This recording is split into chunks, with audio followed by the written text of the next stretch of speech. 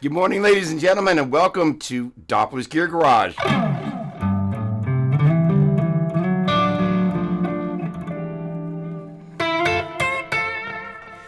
This is the first gear garaging of the new year, so Happy New Year to each of you. We have a very interesting show for you, as long as I can stop coughing. Holy cow. In any case, we are going to start with the obvious. Gosh darn it, let's just get right to it, because we're just going to get right to it, and there we go. Raise them up. Those of you that are here, that are in the room, let me know where it is you are coming from and what it is that you are raising up. So, to kick things off, we're going to spend some time today talking about triads and really understanding the relationship of the chords you're playing over and how you can really make it such that as you're soloing, it doesn't just sound like you're running scales. That's a problem that a lot of players have. Now, even once you realize you have that problem, finding a solution for addressing that is not necessarily always a super easy thing. So that's going to be one of the things we're going to talk about. My buddy Chris is part of Chris's Questions. Is always got some great questions that we get a chance to talk about. I love that photo. And we're going to be talking about kind of some tools for not only applying those triads, but also kind of one of the things that he's asked a couple of times, and very clearly I failed him in so being able to kind of clarify, how do we really tell what the tonal center of a chord progression is? That is to say, this being a perfect example, we do a 3, 6, 2, 5. We never actually play the tonic in that chord progression. So how are you supposed to be able to tell? Is it that chord? No. Is it that chord? No. Is it that chord? No. Is it that one? No. In fact, none of those chords are the tonal center. So how exactly do you do that? So we're going to kind of get to some of that as well. Let me just take a quick moment and jump into the comments. Billy Allen, go. Bust out the V. Bring the thunder. Billy, Bill, how do I know you?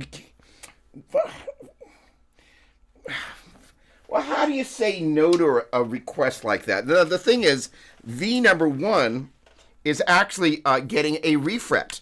I'm supposed to be getting it back maybe in the next day or so, but let me pull out another V. I can do that.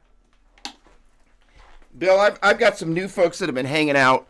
Are you new? And if so, where did we meet, my friend? Welcome aboard, and hello. Always great to get some fresh faces in here. So the thing is right, so it's a funny thing.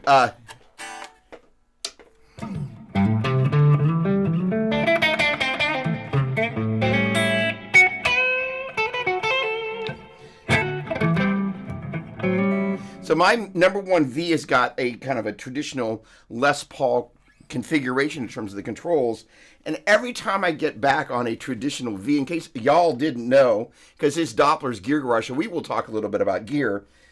This is the volume control for the neck pickup, volume control for the bridge pickup, and then global tone control. Which, if you've spent a lot of time playing a Les Paul, you're just going to want to reach for that as the volume control, at least for the bridge or the neck pickup. And in turn, you're reaching for this guy as the volume control for the bridge pickup. And this one over here would be the tone control for the bridge pickup. But no, it's the volume control for the bridge pickup. So it is just this continued kind of like, holy cow, where are these things? So let's see. I don't know.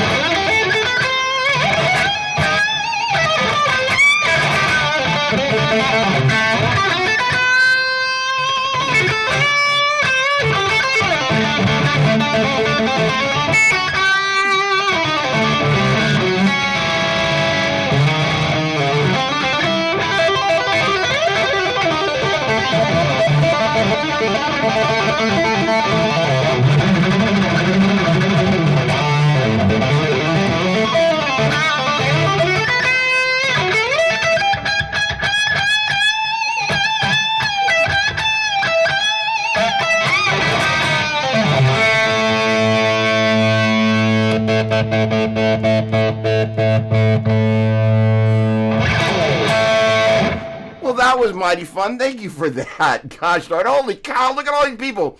Thank you, Bill. That kind of was an unexpected little thunder. Thank you, my friend. All right, Jerry, good morning. Sub-Zero Chicago. You know, have I told you how much I love Chicago? What a great city. Chris Alexander, thank you so much. Sonia, good morning and Happy New Year to you.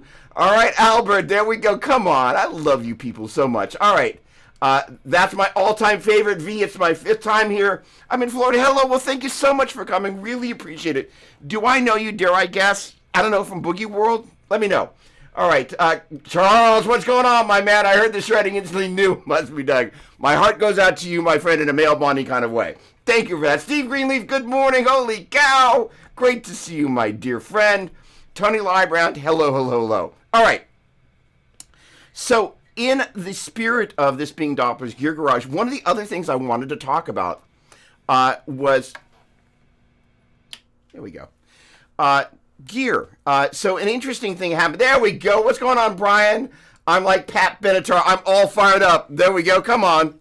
I've lost my, there we go. There we go. Now, so one of the things, a couple interesting things happened this week. Number one, as the tail end of Craigslist scam number 1, the beginning of Craigslist scam number 2, and then I happened to tune in. Rhett Shull has a podcast called Dipped in Tone, and one of the things they were talking about, they had a guy on there, the analytics person from Reverb, talking about the best-selling instruments for 2024, which I thought was really interesting. And, you know, towards the end of the year, people who are in the YouTube broadcasting have a tendency to kind of like recap on like, hey, you know, either lesson ideas or gear stuff. And so we're going to kind of do a little bit of both. But again, with the idea of having watched different YouTubers kind of get a little too, not Rhett, but just get a little too vocal, I wanted to really make sure that we could kind of fine tune things here. So I'm going to jump into Craigslist scam is where we're going to start, because this is a really interesting thing, because it happened twice this week, or in the past 2 weeks, and I've been kind of on the tail end of this. I wanted to point out, and actually it happened 3 times because my buddy Louis Olvera reached out and said, hey, you know, there's this boogie on the Craigslist up here. It's just a little too cheap. So the moral of the story is, if it's too good a deal, you got it. It's too good a deal. So let me get to my scenes here, and let me take you down Rip-Off Road. So let's see here. So I must admit, as much as I am a kind of, well, as you can see the Strats in the background, but you can see there's a nice number of kind of Gibson, Kramery, kind of, you know, various guitars here. But I'm getting excited about Epiphones. And one of the instruments I've been kind of keeping my eyes on, let's see if I can get to the right scene here. There we go, is an Epiphone Amos. Now, so that is basically an Epiphone recreation of Joe Bonamossa's famed Amos guitar. And the price on this guy, on this listing, it's got a little cross-out mark because I basically, I stopped following. It's actually, I can unhide the unhide, and that'll come back. There you go. So $800. So instantly you're like, okay, something's wrong here. So I very kind of just, I'm a bit of an internet sleuth. So I went over to like, hey, let me go over to Reverb here, and I'll be darned if you take a look at that photo and that photo, it's a different crop, but lo and behold, it's the same flipping guitar. Photo for photo, they've just recropped the images and posted them up on flipping Craigslist. I'm like, seriously, these people have got a serious lot of nerve. So the point being, let me get to the right scene here. Hello, there we go. Is that when you're shopping, if you're shopping for stuff on Craigslist, if it's too good a deal, it's too good a deal. And it either means that, you know, and invariably this person, I just know if I'd wasted my time reaching out, there was going to be some, you know, oh, you know, send me a PayPal or a Venmo. So the latest one that I'm going through, which is pretty hilarious, actually, I can probably pull that up pretty easily. So let me get over here. I can get over to Craigslist, and I can get to, so this one is really crazy because this one is particularly twisted. And so there we go. So let me get back over there. This is crazy. So this is the free Echoplex, ladies and gentlemen.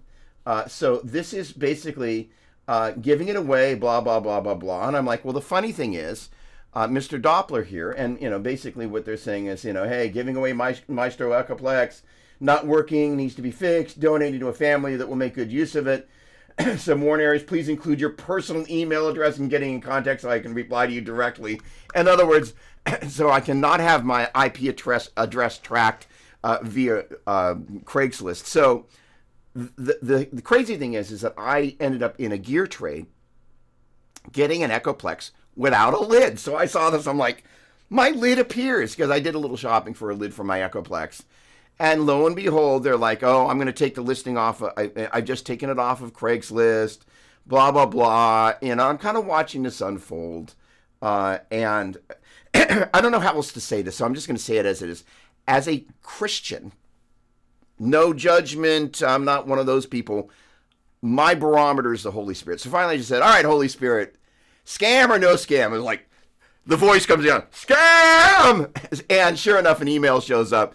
Blah, blah, blah, it's going to be $35 and, you can crypto it to me. And I was like, oh, my word. So in any case, this is a whole other level of like, let's reel them in. So like the bait is you're not actually even going to get something that's working. You're going to get something that, it's $1,000-ish, and then you do some work on it to fix it. Or for me, I just wanted lit.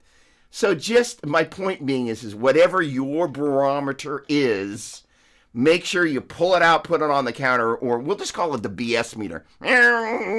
So just be forewarned, they're out there, and they're out there in numbers. Okay, hang on a second. Here we go.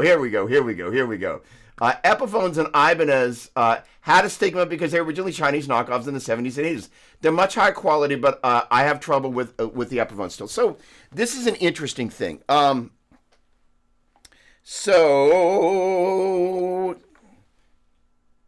Let me not do that. So okay, a couple of things. Number one, I have two of these Epiphone Prophecy Flying Vs, and truth be told, the first one I got, it's got a headstock brake. I saw it on, wait for it, Craigslist, and I was like, I'm gonna buy this for the case because it came with a hard shell case for like $500 or $600. I'm like, I can't pass this up, right? Turns out, I love these guitars. I keep them tuned to drop C sharp, I think is what I call it.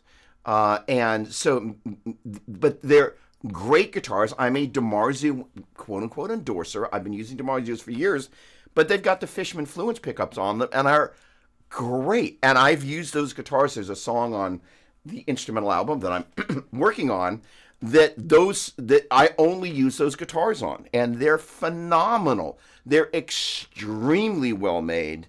And the quality is, but the irony is, I got to stick my number one Flying V in the case. I'm like, what's wrong with this picture? Well, this is the point, is that, I'm relatively educated in this stuff, but, per our A432 last week, there are things that I just don't know. It's a 24 fret neck. My other guitar won't go in there, but I fell in love with the guitar. I loved it so much, I went out and bought a second one. So I can't really say, much more than, well, actually, here you go. Hang on. I keep them kind of tuned down, so they're not going to be the lesson part of today's teaching. But first of all, I will admit, although I do not own one, I'm an absolute sucker for a Les Paul custom style Flying V. Neil Sean's got a pair of one of these, I should say a Gibson Flying V and an Epiphone. Sorry, an Explorer. I got Epiphone on the brain that kind of has, if you will, the Les Paul custom styling. The double binding, or I guess that's technically, it's the double black, right? And then it's got kind of the it's got the Les Paul custom inlays, and it's got an ebony board and kind of this, traditional Les Paul custom style headstock. And you just kind of like, first of all, I looked at the guitar, I was like, I kind of just have to have it. And so the neat thing about it is first of all, it's extremely well made. I love where the jack is. If you kind of own a V, you're kind of like, quite often it's over here in this very strange place. And if you're not careful, you can step on your cable and do a little twist, and like on a face-mounted SG, you can really tear the guts out of your instrument. So in any case, I've been super impressed with this guitar, and it does.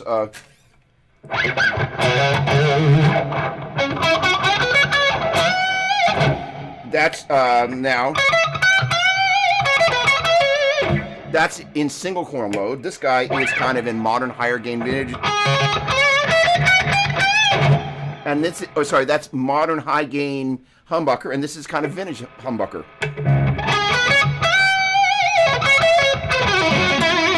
And I'm out of tune, my apologies. But the point being is, these pickups are great, and I was just absolutely. And by the way, it's got locking tuners too. So just and again, we were going to stay focused today, but pretty much all of my Gibsons, and this one's going to get them. One of the classic things that happens with Gibsons and Epiphones is, with a kind of a traditional 3-3 is the G string has a tendency to go flat when you bend it. So one of the first things I do is I put locking tuners. There we go. Boom.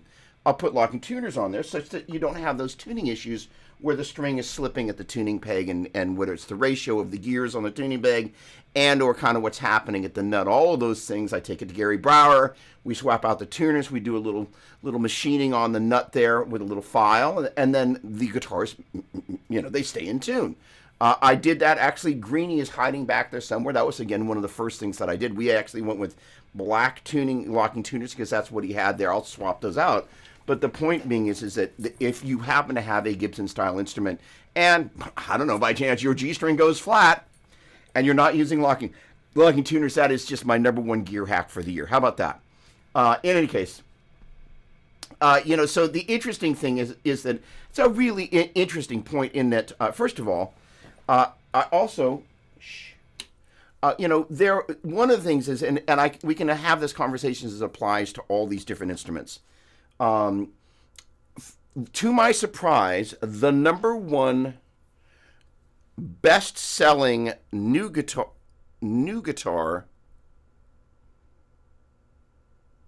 No, that doesn't make sense. They talked about two guitars. That they talked about the Player Telecaster, which is a made in Mexico MIM for those who are into the acronyms, was the best selling, and then kind of the best selling used guitar, if I got it right, unless I've reversed it, was the Silver Sky. But the interesting thing is that kind of green telly that's floating around here is a Mexican made Player Telecaster. It's got noiseless pickups on it, and it's actually got locking tuners. The stigma that used to be there for made in Japan way back in the day, I don't want a Japanese guitar, I got to have an American guitar. And then it was Korea, I don't want a Korean guitar, blah, blah, blah, it's not a Japanese guitar. And all of a sudden, I don't want an Indonesian guitar, it's not a Korean guitar. And now it's to the point where I don't want a Chinese guitar. Actually, some of these guitars, and bet you anything this guitar is made in China.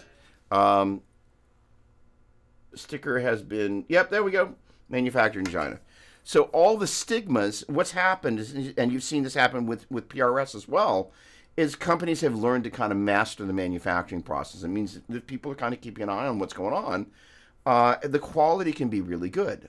So as we go back in time, however, we do want to be conscious of, there was a period of time that if you were to say, of all the companies of origin for manufacturing, China is the one as you go further back in time that you just want to be a little bit careful about as you check out the quality.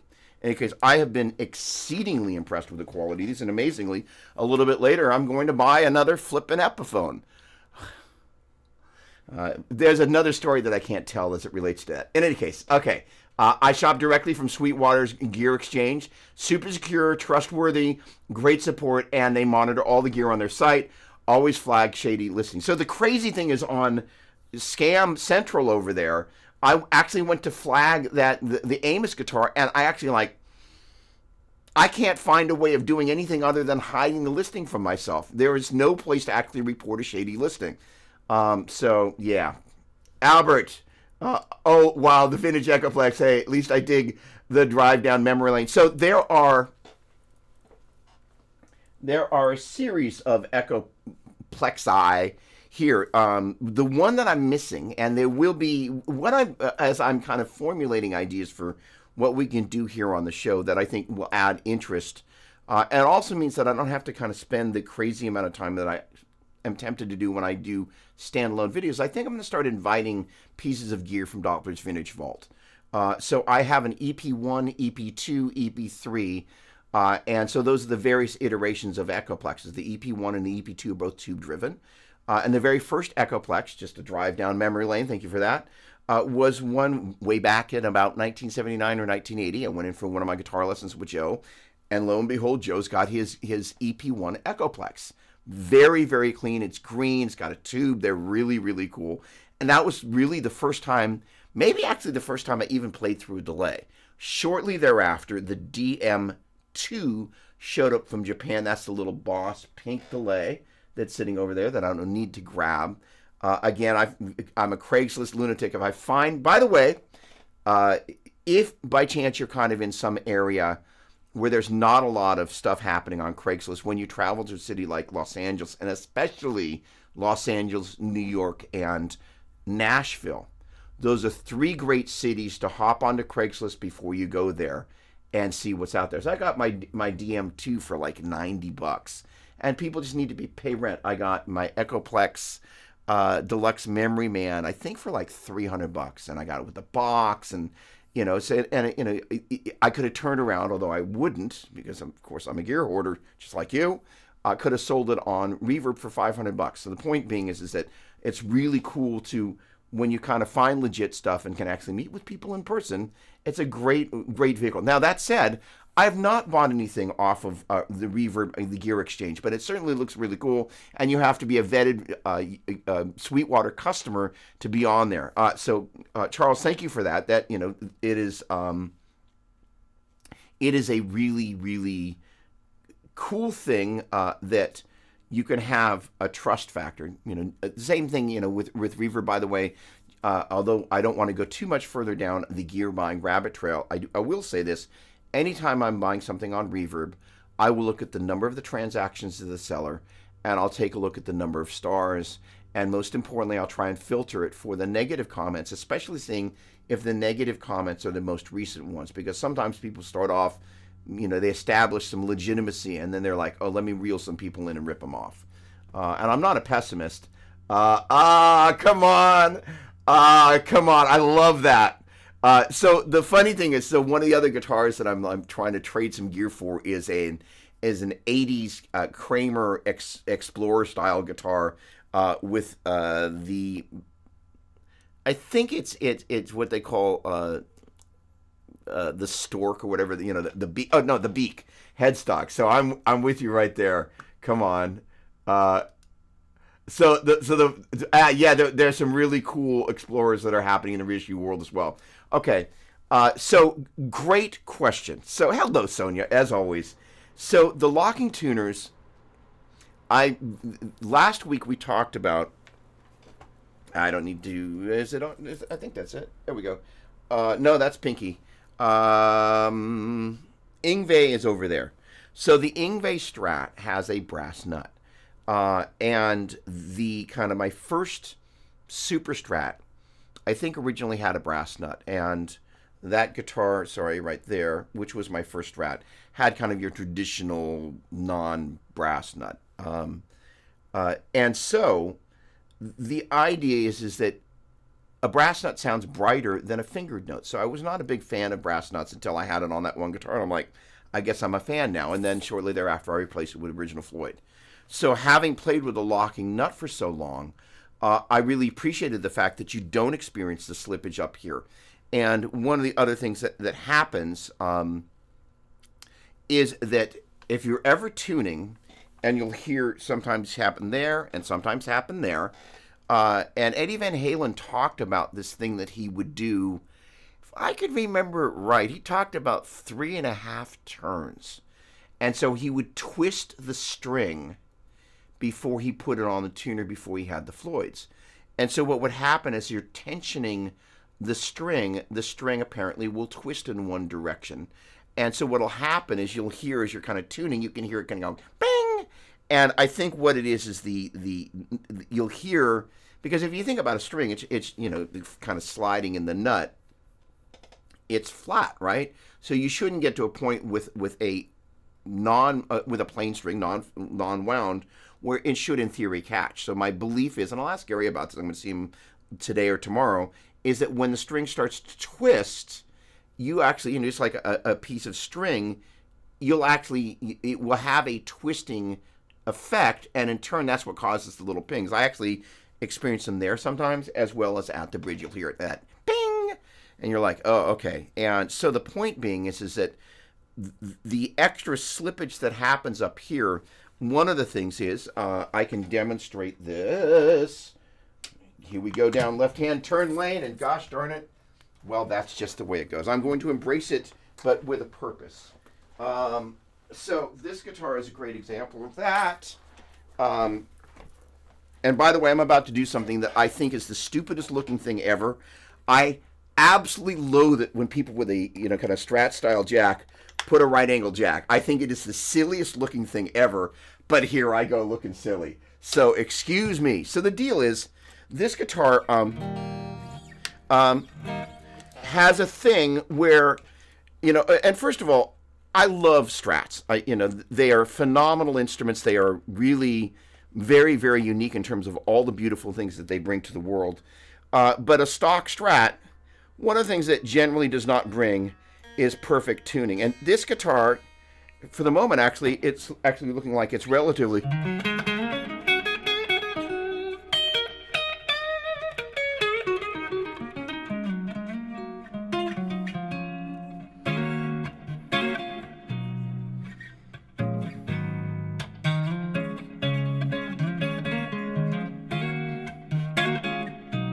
So that great thing about this guitar is that right there is a song that none of you have heard called Tear Me Down. It's actually going to be both on the vocal album and the instrumental album, as, wait for it, vocal and instrumental version. But that was this guitar into the Kemper.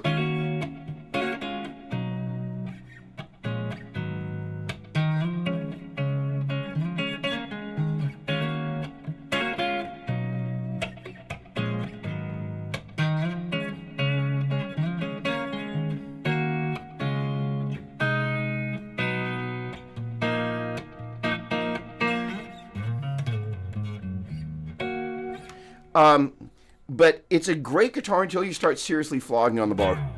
And so one of the things, and my point is as follows, is that generally speaking, on a traditional tremolo, there are going to be two places where the guitar is going to be in tune: the downward position and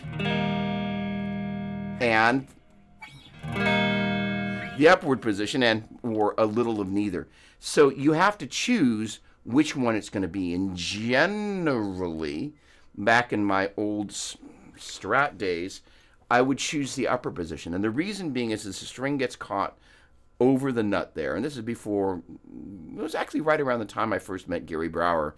But, back in the old days when I was kind of taking care of my own guitars, I would use, and by the way, any of you that have not been hip to this trick, and I'm just going to presume all of you know this, but in case you don't, your average pencil is made out of graphite. So what you do is you slack the string, and you get underneath that string, and you go like that, and then you get on the bottom side of the string and the top side, because again the string will kind of twist as you get in there and kind of make it such that any kind of it's kind of like you're in the kitchen there, any of the leftovers kind of slide down into the groove there.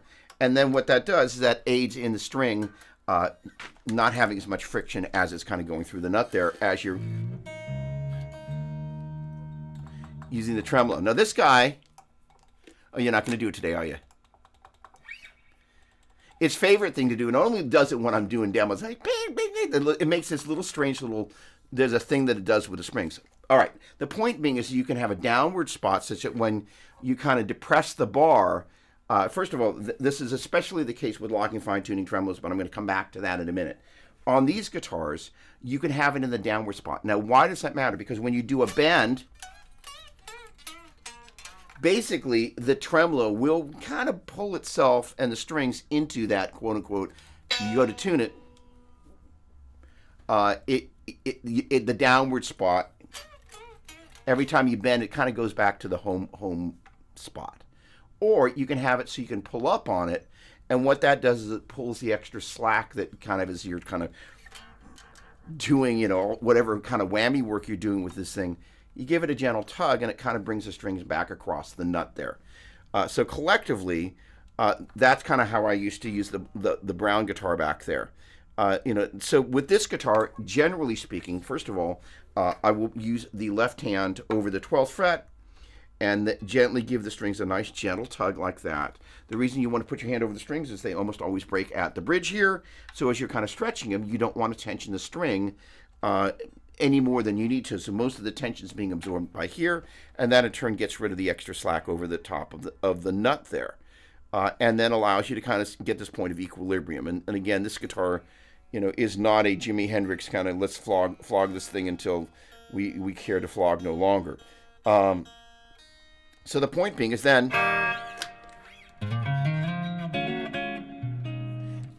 the guitar will kind of live there. And generally speaking, I keep this guy at the downward position. It's just where this guitar is happiest. Now, the quirky thing about this particular guitar is the high E string, and every so often you get this with a Strat, it just wants to kind of, as everything's in tune, it just keeps creeping sharp.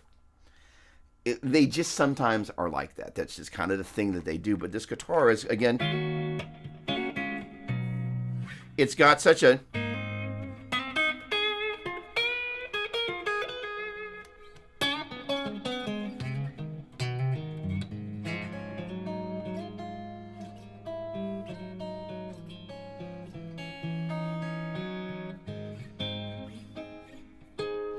really pretty sounding instrument, and call me stupid, but I think it's gorgeous. And I kind of saw the color, I was like, oh, and what happened is this guitar came here for review from the folks at Fender, and I was like, oh, I had a couple of choices of colors. Can you send the pink? And the guitar came, and I was like, all right, I need to buy this, right? The point being is that this little extravaganza going on up here at the nut, generally we try and avoid it. So as I put the Floyd Rose on the number one that's getting the new frets on it, we tried a couple of different things. And so the original nut that comes on that particular top-mounted Floyd Rose sits just behind. It's a kind of a direct replacement for the nut. And we just kind of started eliminating things and just ended up putting a stock Floyd nut on there. And we ultimately found that particular tremolo, it just wasn't going to, because of the way the design, because it doesn't have springs in the back, it just wasn't going to stay in tune with the kind of flogging I do when it's floating. So it's only set up to go down. And so it works really, really, really, really well for that. But, I miss really being able to have that beautiful tremolo that you get.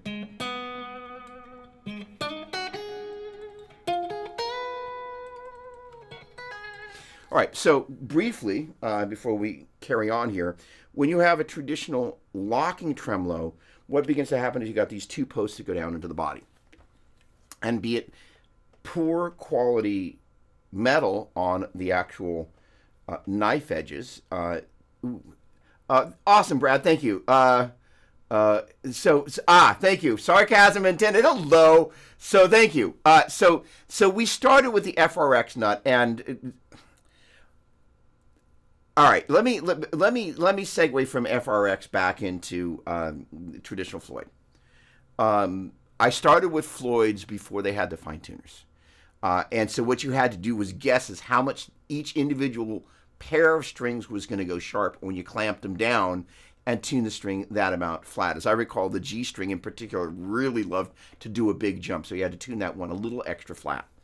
But what it did once you had them in tune, just like they were stable. So one of the lessons is like, hey, once you can lock it off here, that's one of the ways you can really help a guitar stay in tune. And inherently, because the string goes through the back of the block here, and as you slack the string there, there's gonna be movement of the string moving across the saddle down in the cavity to where the block is, and just kind of getting stuck at a couple potential places in the midst of all of that. So there's all sorts of stuff going wrong there. It was never intended to do serious flogging. But so anything you can do to preclude that up here that doesn't really change the tone in a way that really bothers you is great. So the great thing about Sonia, per your point, the locking tuners, is they solve one of the big problems in Gibson world in particular. And I think part of it is the fact that if you think about the G string, it's got the most amount of string between the nut and the tuner. That amount of real estate up there. And I found that the G string tuner had a tendency to slip especially on a lot of Les Pauls. that you do a bend and you're like you've stretched the string, everything's in tune, and then you bend is like it's gone flat again. I think part of what kind of compounded that issue was the amount of string there. I'll talk with Gary about that because Gary's my expert. But all I can say is like you give it a good stretch and it's still going flat. So the locking tuner solves all that drama, and it's a big deal. So for your Hamers, it's a great way to go, and there's a direct replacement for just about everything. And again, it's one of the first things that I do, and it solves the vast majority of the tuning problems. The interesting thing is, this guitar, when I got it, had this kind of BB King style fine tuner bridge. I never used the fine tuners because I use the headstock tuners. It's kind of funny, but I think there's a kind of a range within the fine tuner that's kind of the sweet spot, if you will. And there are other things that happen when you change the orientation of the string to the saddle, that you kind of want to get it right in the middle, if you will. Same thing with a regular fine tuner. I find that you just want to have the range of motion when you've got a locking fine tuning tremolo. And they just seem to stay in tune a little bit better when you're not maxed out. And it's always, and of course the high E string, you're always maxed out, right? All right, so all that to say, on a Floyd, when you've got, let me finish with the, what is the TP6? Is this the TP6 with the little fine tuners on there? I should know, but I don't. I think that's what it is. So Albert, please, because I got my hands full at the moment. Okay, so the FRX, the challenge with one. So the challenge with the FRX was this. There's a little ball that sits next to the side of the bridge that is basically, it's the equivalent of kind of a tremolo no type of a deal, but for the top of the bridge. And it's a detente point for when the bar is in the downward position or the upper position. It allows it to kind of come back to a center point. And I basically flogged the thing harder than it really could handle. And so what happened is that ball kind of kept getting pushed out because I kept flogging on either side of it, and it gently kind of, the tension that it's supposed to provide against the side of the bridge started pushing it out, so the detente point kind of started getting erased. And on top of that, we felt that maybe we were also experiencing some stuff at the nut. So Gary was like, hey, if you're cool with it, let's just replace the nut. So all that is to say, ironically, I've not done the tuners on this guitar. Fine, I'm going to go there.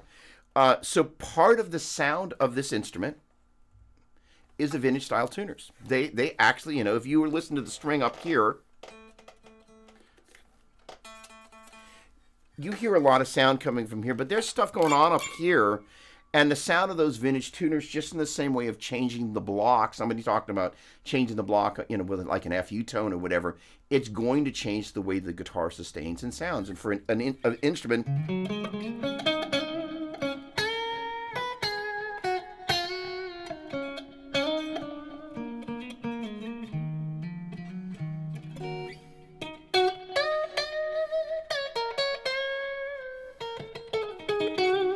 you want to keep that butteriness, that looseness, that special little bit of chirp and chime.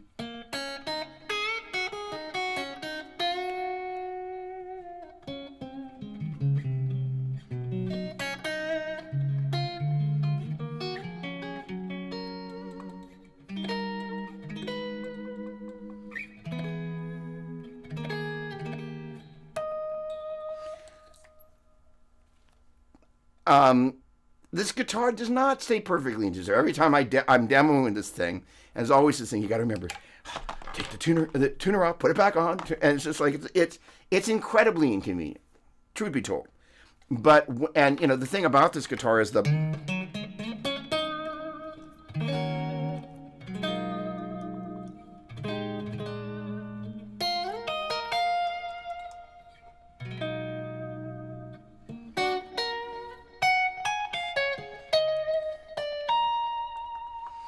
bar is such an integral part of the sound. You kind of can't play it without using it to really kind of get the magic coming out of it. But it's imperfect, but not so much so that it's unusable, right? So you kind of back in the day, I would have had the back plate off. So that guitar actually had, sorry, that guitar has the back plate off, or it has it back on, but I live with the back plate off all the time because I was back there kind of adjusting the screws and, on the claw and just kind of fine tuning. In fact, once in my younger years, I depressed the tremolo and I got my belly caught in the spring. So let me tell you, you only do that once. And you learn to keep a little distance or you put the back plate on there. Not a good feeling thing, but it's truth. So there you have it. In any case, in terms of the FRX, I go back and forth because I really miss being able to pull up and have that floating tremolo sound, you know, the Jeff Beck.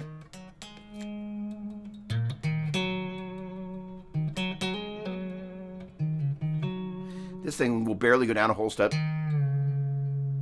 Oh, I take that back.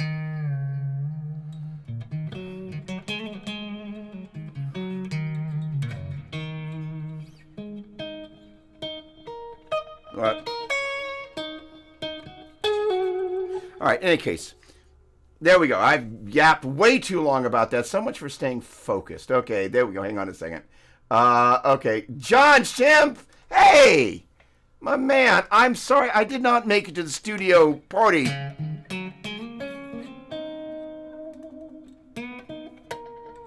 So 25th Street Recording is the greatest recording studio in the world. At least I think so.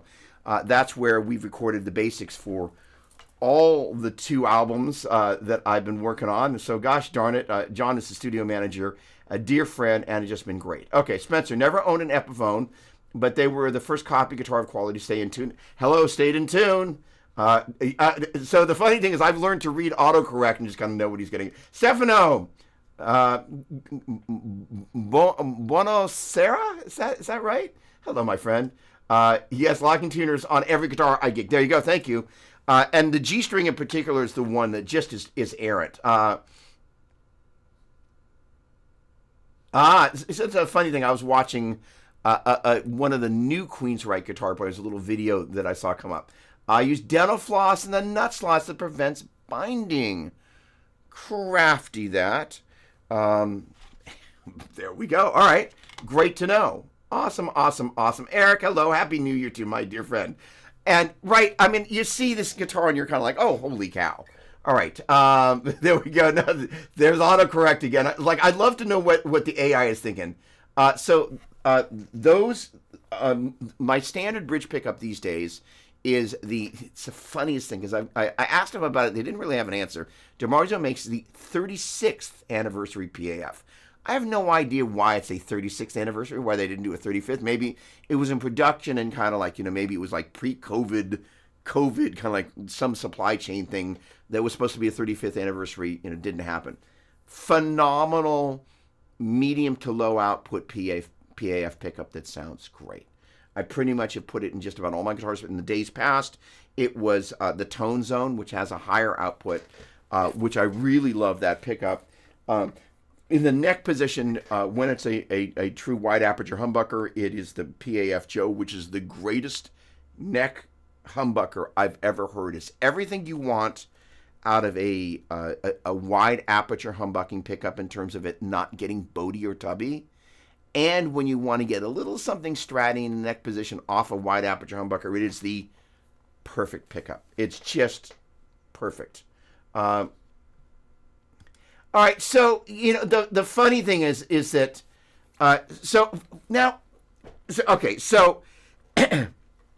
first of all, yes, it has been rumored that Eddie BS'd about a bunch of stuff. But there are also times that he did actually talk about what he did. And the reality is, if we think collectively back about the things that we've done, there has been an evolution. First of all, any of us that back in the day, you were 15, you didn't drive, and the music store was further than mom or pop was willing to take you on that afternoon, we're faced with the idea like, well, I guess I'm going to have to boil my strings. And actually, guess what? Especially with bass strings, boiling the strings makes an old string sound newer. It is truth. But if you think about the twisting of the string for the tremolo, it actually makes a lot of sense because I am of the belief that And yeah, by the way, it was rumored that when he started doing the tapping thing, he would turn his back to the audience in the clubs. Although the funny thing is, all the videos I've ever seen of them in the club, he's blatantly facing the audience. So all that to say is that there is a degree of disinformation, but I think at other times he just tried different stuff, and that's part of kind of how he got to be Edward Van Halen. I mean, you think about some of this stuff, and you kind of go, really? It's kind of like the Mesa Boogies. Like, seriously, yeah, let's put a graphic EQ on an amp. And there's a little bit of back and forth as to whether it was Orange or whether it was Mesa Boogie, but of all the American guitar companies, first amp with an effects loop. And the first amp, basically, the patent of basically having a dual channel, technically these amps were one channel dual modes. But that dual mode circuitry of using a common tone stack and then adding extra gain stage and being able to channel switch that was a revolutionary idea in the world of tone. So there's some of these people that just come along. My buddy Lincoln Brewster and I were on the phone yesterday, and we were talking about the genius. Boy, we're just going down the gear rabbit trail. Here we go. The genius Leo Fender, and just, how many things Leo actually got right. But we had a chuckle about the fact, and this guitar, they didn't do that. It has what I refer to as the Eric Johnson mod.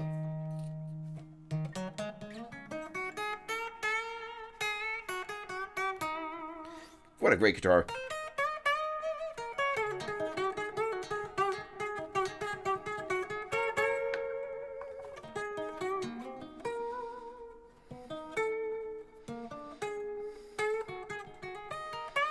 But the Eric Johnson mod is that when you're in the bridge most position, just the bridge pickup, the original Strat didn't have the tone control active on the bridge pickup. And you're like, why? And so the interesting thing is that, they did have the tone control for the neck pickup. So in theory, you could compete with the kind of, the more,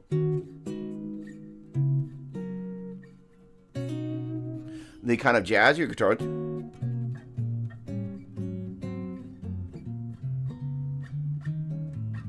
Hold on. There we go. Oh boy, it's been a long time.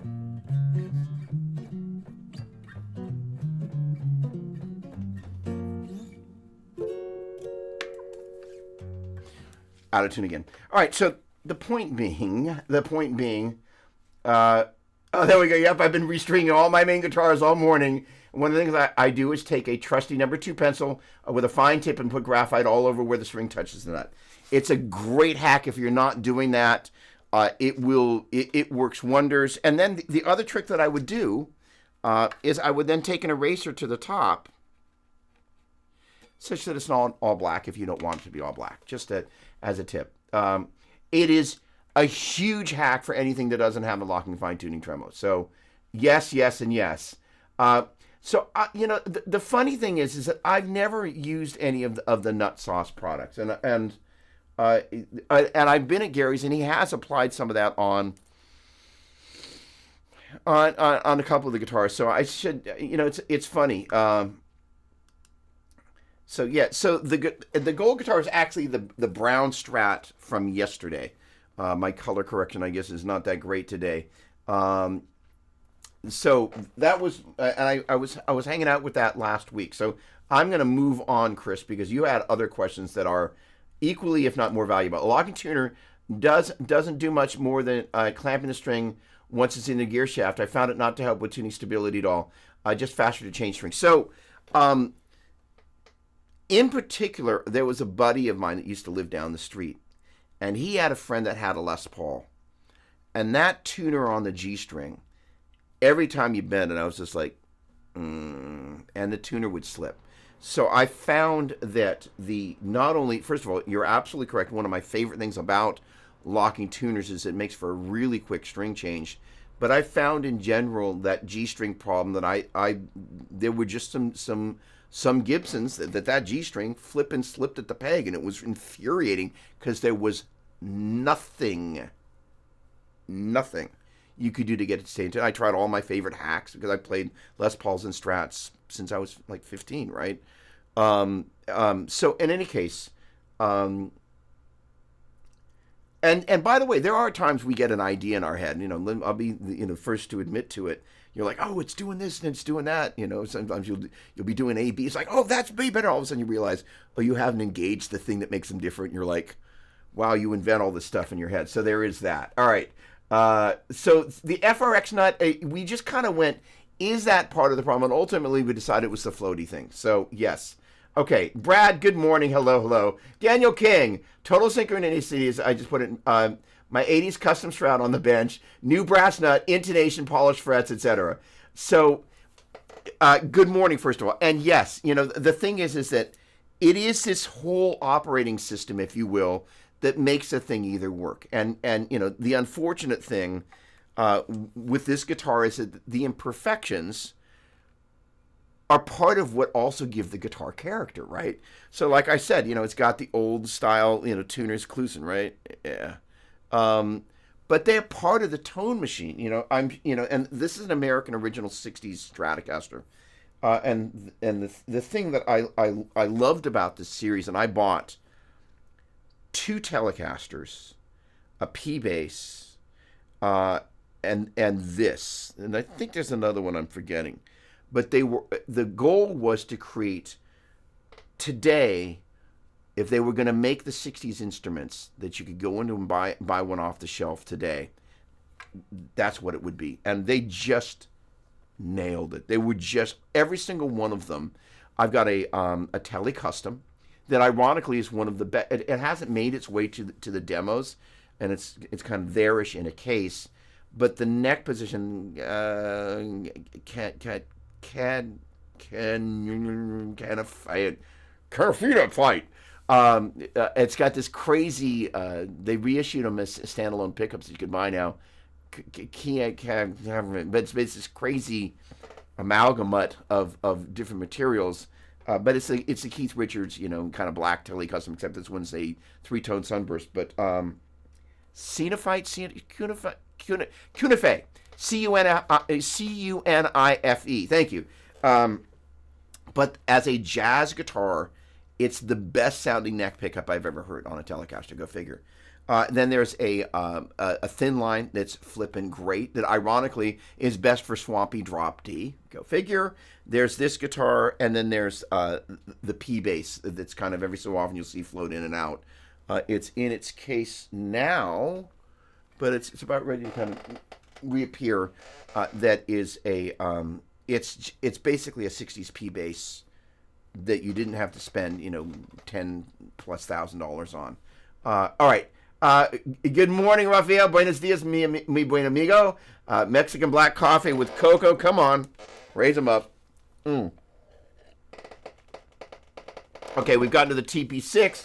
Oh, awesome. Brett, good morning, my friend. Great to see you. Happy New Year to you. Excellent, excellent, excellent. Venice, California. Hello, hello, hello. Twang King in the neck. I have to check that out. I'm always, first of all, I am a creature of habit. But I'm also aware of the fact that every so often something will kind of get you out of your lane into another lane that's your next lane of habit. Dr. Phil, hello, my dear friend. Saludos del estado de Texas. Viva la guitarra. Viva la guitarra. Chris Colombo, what's going on, my friend? Great to see you. Hello, hello. All right, dark roast with a shot of espresso. You know how to fire up those engines. Lincoln is a monster. He's a dear friend. Yes, yes, yes. He mentioned some of his misdirection. He felt the competition wanted to slow others down. Interesting, interesting, interesting. There we go. Felt the competition and wanted to slow others down. I absolutely love that Strat. Lincoln Brewster is one of my favorite players. I want an LB Strat. No, those Strats are killer, by the way. Okay. Put a roller nut. So the interesting thing is there have been various solutions, and I saw another. I've got it saved. I don't know if you guys suffer from browser tabitis, but every time I restart my machine, it says 500 million tabs open as it kind of opens them. And the great thing is Chrome no longer makes you no longer queries if you want to open them up. It just opens them up now. But it was another. So they had different variations. There was the thumb tight Floyd. Remember those? You have to be old to remember. That would be about 1983. 84.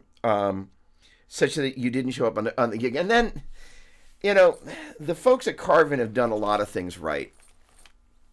And then they're like, we're going to create a Floyd Rose, and we're going to put it on all our guitars.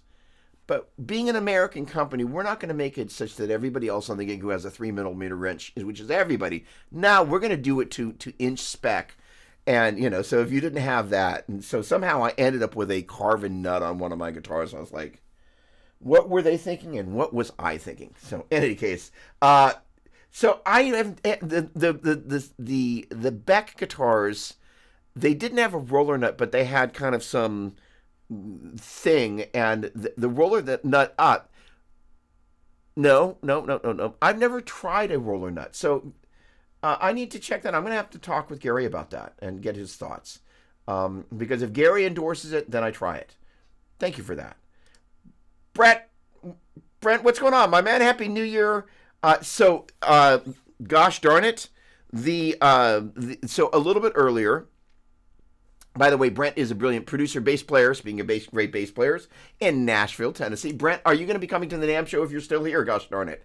All right, so I have the Evertune on a little bit earlier, and I want to just give a tip of the hat to Rhett Schull, amazing contributor in the YouTube space, but he's got this Dipped in Tone podcast that is a video podcast on YouTube and then, a traditional audio podcast elsewhere.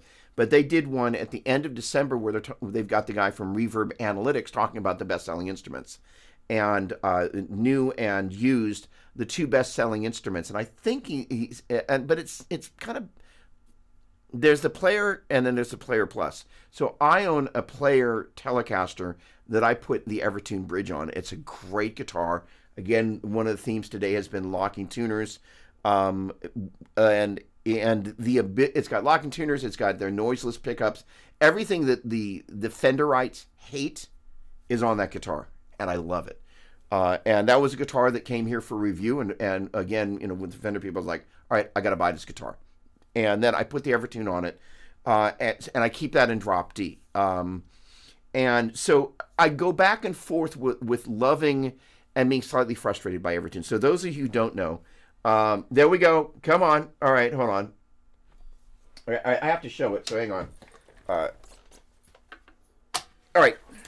Well worth going into. So, all right. Evertune, here we come.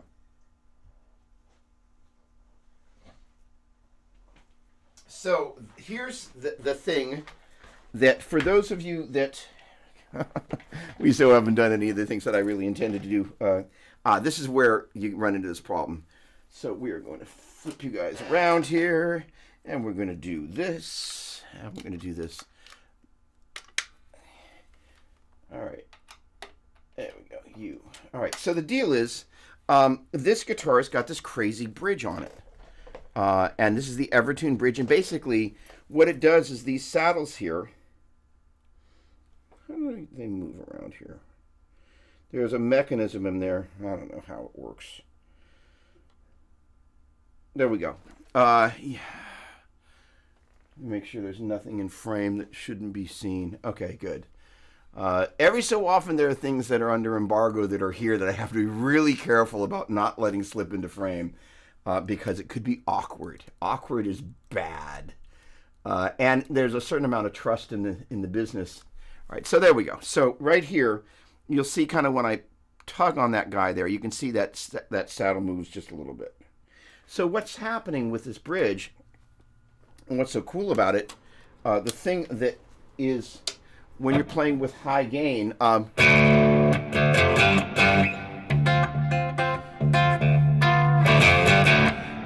when you hit a string hard, or even with not high gain, but traditionally where we get the most excited to start hitting the string hard is when we got all sorts of gain and volume, we get really excited. But what happens is the string just starts vibrating and goes sharp in the process. So, by the way, the solution for that is to learn to be able to wear, quite often when I'm playing rhythm, the right hand is oriented as it relates to the bridge. But you can move the right hand closer to the bridge and give it a little bit more pick.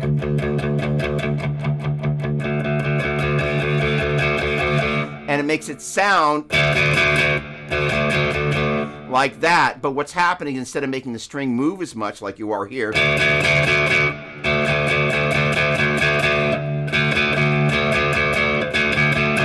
it's pretty close. You're giving it a little bit more pick, but not, you're taking advantage of the change in the sound of the transient. And by the way, for anybody, somebody asked me in one of the video comments, what's the difference between Class A and Class AB? Another one was like asking about kind of the different EQ audio, EQ in. Never please be afraid to ask really basic questions, because if you're thinking it, a couple of other people are as well. So I've talked a lot and constantly talk a lot about pick transient. The right hand, where people get into trouble, is that they have a tendency to get really excited and hit the string too hard. What happens is the string starts vibrating really, gets overly excited and goes sharp, and then kind of comes down and goes flat. So one of the great things about this style bridge is that for rhythm playing in particular, it does this strange compensation thing where it kind of just keeps the string in tune. So if you hit it hard and want that, it actually doesn't go sharp. By the way,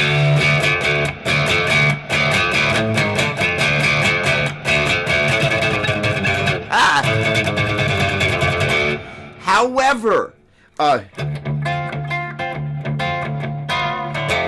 one of the things that I do is I'm playing that particular part. That's a song called Slave to the Grind. Let me do a little bit. It's fighting you as you're going to do little vibrato thing. You kind of, it will smooth out your vibrato in a really kind of strange way. However, for rhythm, and so there was one of the guitar camps, we did a thing at one of the Petrucci camps with Maddie, John Petrucci's tech, myself, and it was late night with Maddie, and then Ola was there, and I got a chance to play. This was crazy fun. So any of you Mesa Boogie geeks out there, this is for you. So this was late night with Maddie, and so we Ola and I were up there, and we were kind of playing through John's different amps.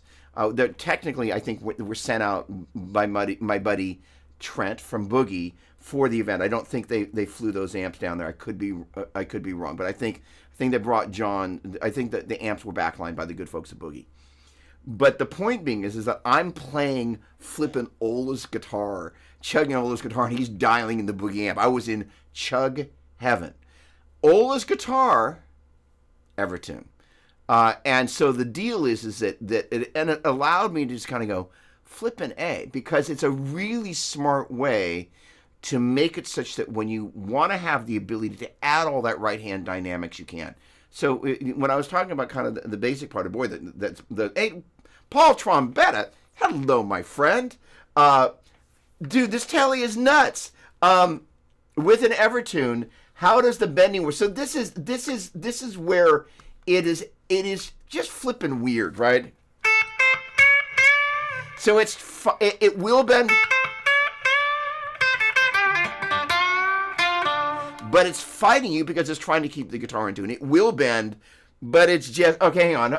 You have to set up the tension in zone 3 to your taste and playing style. Thank you. So really the goal with this guitar was to really make it such that I could just do drop D and the thing would stay stable. The idea was that we really just wanted to create it as a rhythm guitar. So thank you. So that is to say, there's a whole kind of ritual you go through to get this thing in tune. Again, the locking tuners that are on here, this guitar it's got these noiseless telly pickups. Hang on a second here. All right, so first of all, I've lost the tip of this guy, like happens to all my telly things. So the selection on here, got the bridge.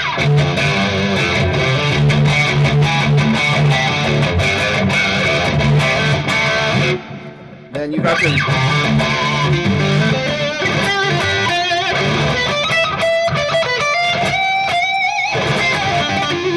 That is all pickups, and then the middle position should be the same as that. And that, I'm probably a little hot in the mic here, so let me turn down a little bit.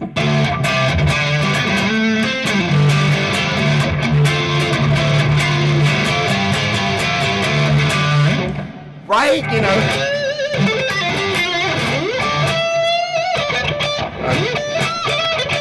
And it's fighting you the entire time you're trying to play vibrato.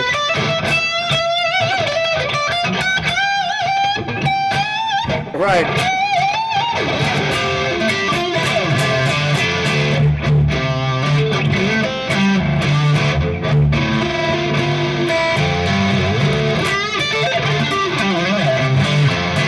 So all the little subtle stuff, or the stuff that I try to do subtle, all those slides when I'm doing a little bit of hanging on the string. And it's flattening all that stuff out.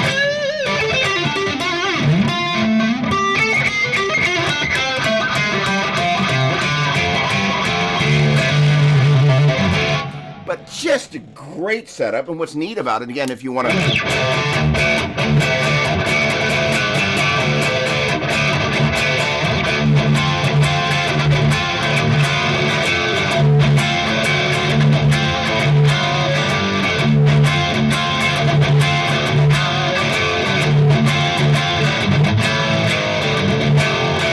All right, I've tried to talk about the transient 3 times. So the deal is, when you hit the string soft or hard, a couple of things are happening. One, you're driving the front of the amp harder. But the way you're engaging with the string, a softer pick attack means there's going to be less pick transient than when you hit it hard.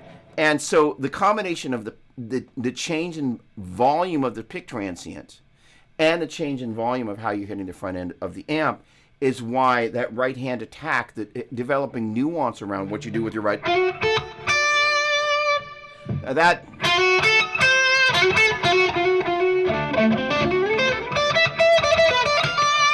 So, you know, I would say 70% of what I'm doing as I'm playing, to one extent or another, is I'm varying how hard I'm hitting the string. Right on here. And there I'm spanking the pants off the string in a way that if I did that on the Strat, the string would be going sharp all over the place. And one of the neatest thing, the most satisfying thing is that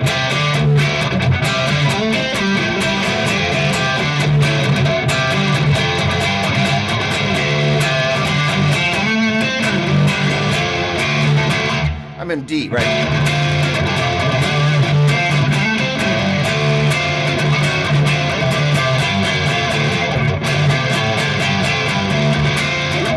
That attack is one of the most satisfying ways to play. But unfortunately, you lose kind of that nuance thing, the thing that makes the Evertune stay in tune. You lose that ability to kind of.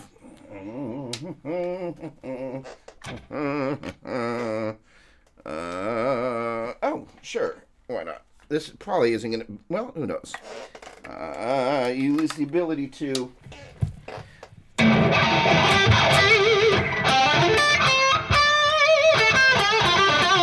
So that thing I was talking about a minute ago.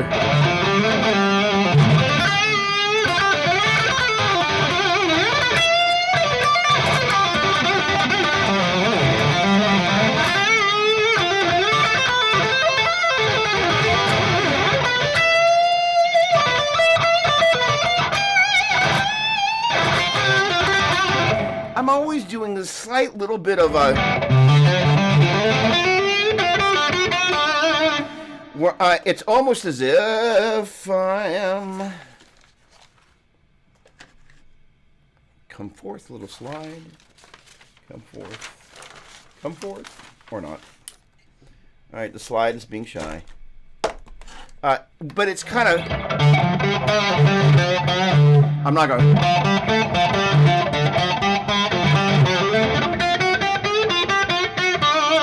And it's this strange little thing. It's not like I'm going.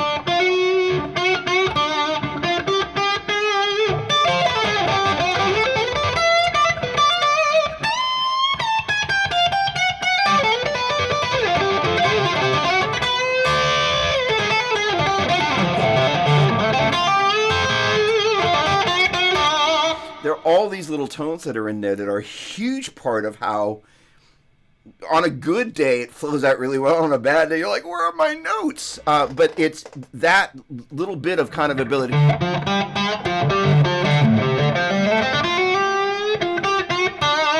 And it really is like playing with a slide. And one of the things that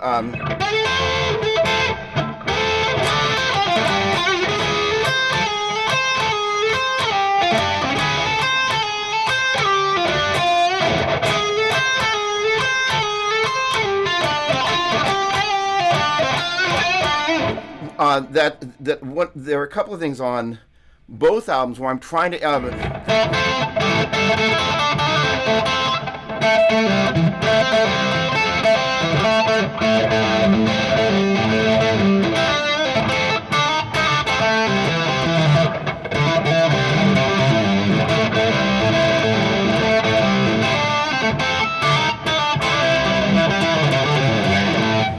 didn't do a very good job there, but there's a little Farfisa thing where organ players are trying to make it sound like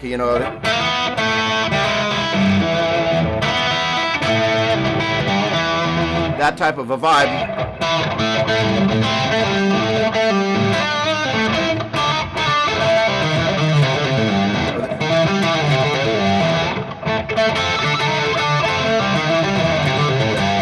So I'm trying to bring in these other elements to the guitar.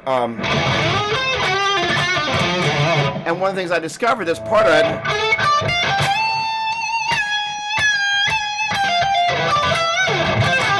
what I call the guitar moniker.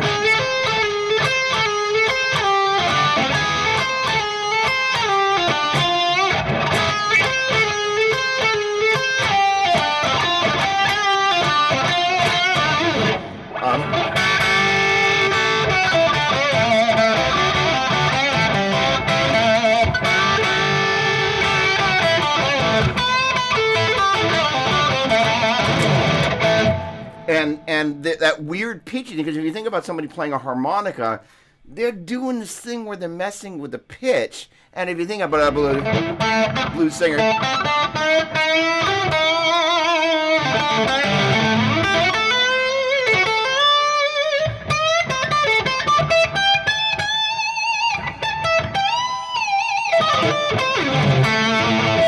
so that pulling on the strings is kind of it's a funny thing, because if you're not, first of all, as a guitar player, quick line in the sand here, super important to point out. One of the things, and I don't think it's going to happen today, is I wanted to talk about practice, because there are a couple of different types of practice. Well, I'm talking about it, so I guess we are. There you go. There are a couple of different types of practice. One is there's just pure maintenance practice. So I want to, in fact, fine. One of the most valuable things I think I can impart to you today, as we're looking at going into the new year, is kind of going, okay, how do we take our collective bag of tricks and make them better and develop a new bag of tricks? So number one, again, this whole guitar monica thing, it took me a lot of banging around till I can get the, till I can,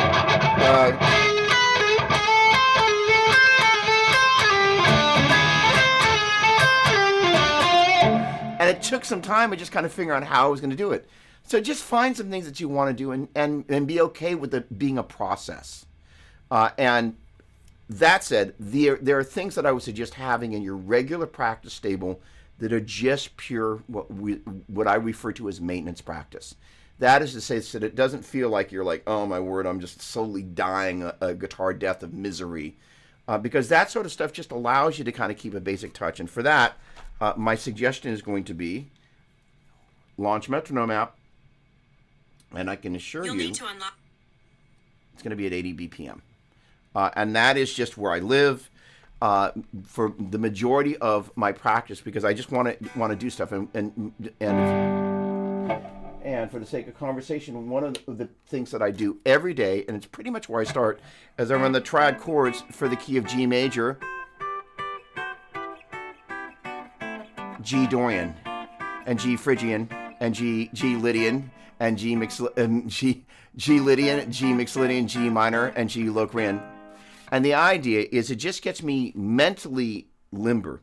And I was thinking about this in the shower, because some of you folks are like myself, getting a little bit older, and I found that there's certain things that in my my aging process that what I forget is names. It's just part of the process. So what I've done, I've created a little list of names that I just recite them in my head. Julia Michaels, for whatever reason, she's got this track. All your exes are dead. But for whatever reason, that was one of the names that, for whatever reason, just wasn't cognitively coming. So I made this little list of names that I recite so I can do that. So I would just encourage you, if you find like, holy cow, I'm just not quite as sharp, find some things to do. The lesson part of what we're going to get to today is talking about the triads. And so there's a whole bunch of meat on that bone. Getting back to the daily drivers, finding some things that you can do every day. One of the other things that I've been working on is taking not just a...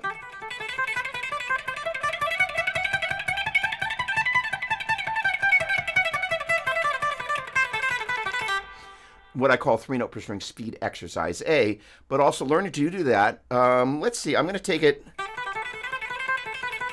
Dorian, Phrygian, Lydian, Mixolydian, sorry, minor, Locrian. That's an abbreviated version of what I would do all the way up and down the neck. There I was just taking technically the first 4. 1, 2, 3, 4. And that's synonymous with having gone all the way up and down the neck in one octave. But that is a really great, one of the biggest challenges that people have is they kind of take time away from the instrument. And Dr. Phil, if you're still watching, this would be, again, perfect for you. It's just that left and right hand synchronicity. And we're not doing any string crossing, so that's a really great way to do that. So that, and this is the other thing about maintenance practicing. The goal of it is not speed, although that was played faster than I should have demonstrated, but I wanted to go through it quickly. We're really looking for the sort of practice where we're just making sure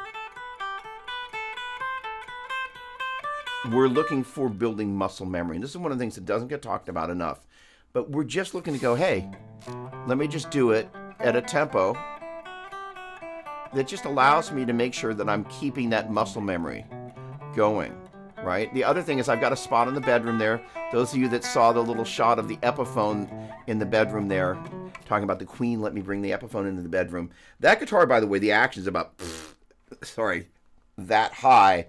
That guitar makes me work. But the thing is that's my kind of, I get up in the morning, I will make some sort of, cheers, sort of espresso drink.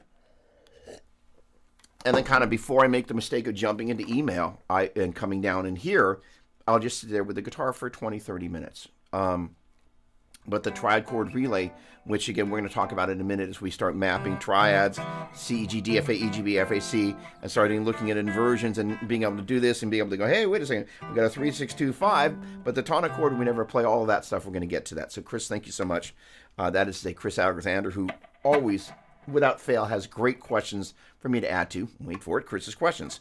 But the deal is having some things, and the interesting thing that I found that happened along with the, forgetting Julia Michaels' name, as I've gotten older, things that were really, really, really instilled in my muscle memory, as I stopped practicing them over the years, wait for it, they dropped off. And that when I was younger, that was never the case. I could come back to things that I'd practiced a lot, and either enough time had passed since I was at the height of my practice insanity, or as I've gotten older, my muscle memory retention has dropped. I think it's a little bit of both. Being aware of that and just kind of going, okay, that's cool. It happens, right? But having those daily driver exercises where you're not looking for speed is important. Because what you're doing is you're establishing that, at least I've got this. And I cannot tell you how important it is to just claim that and just go, I've got that. There is this 15-minute fundamentals thing that we've rumored is going to be course curriculum coming in 2025, and it will, for lots of reasons. But the idea is that all the different exercises that I'm kind of running through, the second finger root modes, all right, they're not modes that I use to play fast runs with, but because of the fact that there's so many chords that live inside those chord shapes that you can get to. they're super, super important for being able to connect the dots between the 1, 3, 5, 1, 3, 5, 1, 5, 3, 1, 5, 3, 1, 1, 3, 5, 1, 5, 3, sorry, 1, 5, 3, 1, 6, 3, 5, 1, 7, 3, 5. And being able to pull those scale degree numbers out of those fingerings. I think that's one of the reasons Joseph Triani showed me those, and those were the first ones that he showed me. But those fingerings are really important, and I will run through those before I'll run through my 3-note per string things. But the 3-note per string ones are obviously important. One of the other things that if you're going to be inclined to practice sequences, and this is a little bit of an aside, but an important one. So let's say, for example, I'm going to do, this is one of the things that I work on, because these guys, especially when I first started doing them, there's all this crazy finger roll stuff. And at this point, I'm comfortable enough as I'm playing it that I can actually talk while I'm doing it. But being able to call it G, B flat, C, D, F, G, B flat, C, D. Well, I ran out of notes, so I get D, B flat, G, F, D, C, B flat, G, F, D. What you're doing is, and normally that's kind of one of the things I'll be doing with the metronome at 80 BPM. Hello, wake up, you here, thank you. So you can either go 1 and 2 and or 1E and a 2E and a 3, and so G, B flat, C, D, F, G, B flat, C, D, B flat, G, F, D, C, B flat, G, F, D, B flat, C. And what will happen is you really not only master that, because this is all about this crazy finger roll business right here. This business. And that's what makes not sound like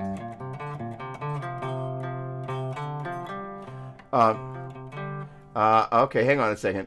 By the way, I've missed a couple of comments in the chat, so I'm going to come back, because obviously we excited the Evertune thing. Okay, so in any case, the thing about practicing sequences and calling out the first note of your sequences is it gives you the ability to run them. So let's just say we're going to take that as, come on, don't be shy. Come here. There we go. We're going to take 8th notes. And, that's as fast maybe as you can do it comfortably. And the idea is this type of practice is maintenance. G, B flat, C. It means that while you're kind of going, holy cow, I'm a little frustrated that I can't play this faster, but that's okay. I'm in it for just kind of like, this is how I'm just developing that muscle memory. And then you can turn the speed dial up as you need to.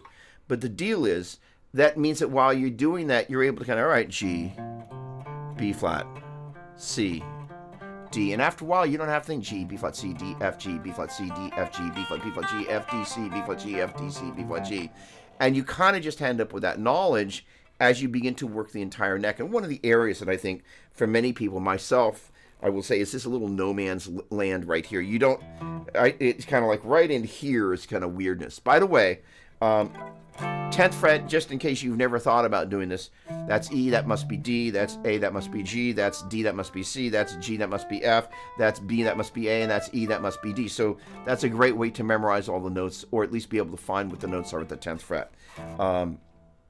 But the this little area here on the G string, first of all, it's really good to memorize that guy right there is an E.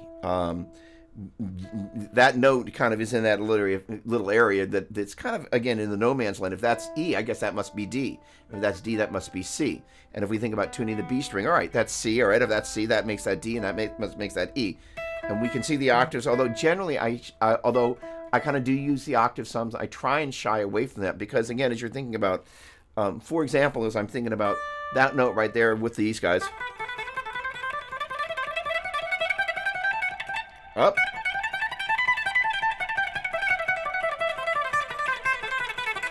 That note right there is D, the 5, G, B, D.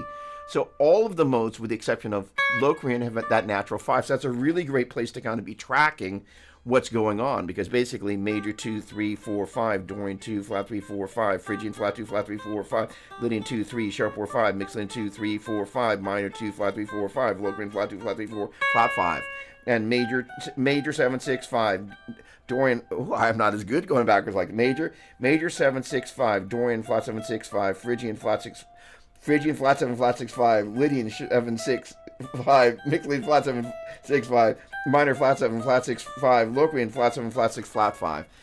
Just being able to track that 5 really is a great spot, kind of in the same way we're talking about knowing that E or knowing that F, kind of having a spot to hang on to as you're kind of tracking stuff up and down the high string if you're so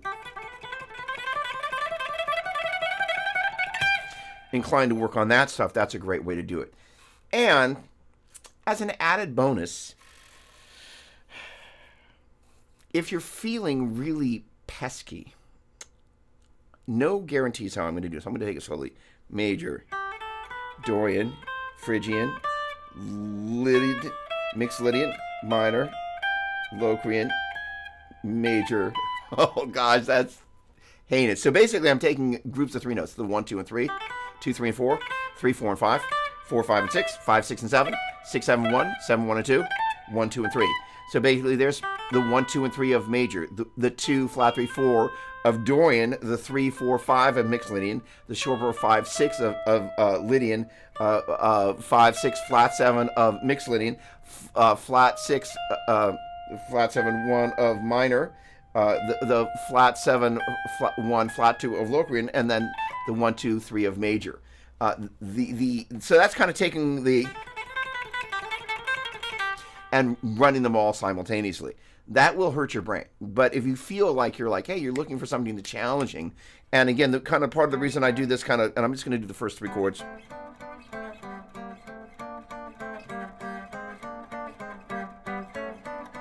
Oh boy, hold on, I'm going to slow it down. So basically, I'm going to call out the scale notes. 1, 2, 3, 3, 2, 1, 2, 3, 4, 4, 3, 2, 3, 4, 5, 5, 4, 3, 4, 5, 6, 6, 5, 4, 5, 6, 7, 7, 6, 5, 6, 7, 1, 1, 7, 6, 7, 1, 2, 2, 1. Oh, sorry, 7, 1, 2, 2, 1, 7. So I'm basically taking the first 3 chords for major, Dorian, major, Dorian. Oh, come on, major, Dorian, Phrygian. Oh, major, Dorian, Phrygian, Lydian, mixed Lydian, minor, Locrian, and major. And it just really kind of keeps you on your toes mentally. So I do that for each one of these modes. And I try and do it not looking. So let's say I'm going to take mixed Lydian. There's my 5, 6, 7, 1, 2, 3, 4, 5, 5, 4, 3, 2, 1, 7, 6, 5. Might have missed one in there, but the point being is I'm really conscious of trying to develop my sense of touch as I'm kind of learning to play these.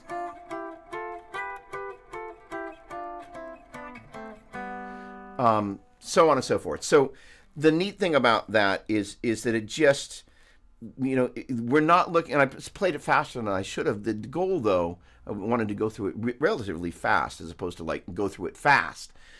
Then in terms of speed practice, there is stuff that happens, and I heard another teacher talk about this, that there's the slow tempo, and there's the fast tempo, and then there's this strange, there are these middle tempos where your right hand is not quite got the, and it's not, it's kind of it's right around there, and that's where I find it at certain subdivisions, right around in the 120-ish range, depending on what I'm playing. It's kind of like it's kind of like this weird in between land. That faster I can do it, slower I can do it, but there's that in between land, which is where graded metronome practice for building speed and endurance really helps.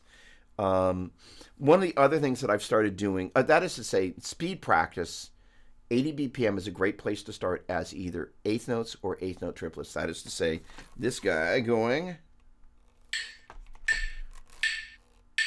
1 and 2 and 3 and 4, or 1 2 3 2 2 3 3 2 3 4 2 3. What's great about this particular app is it's got this feature that I just love. It's got this little +5 feature.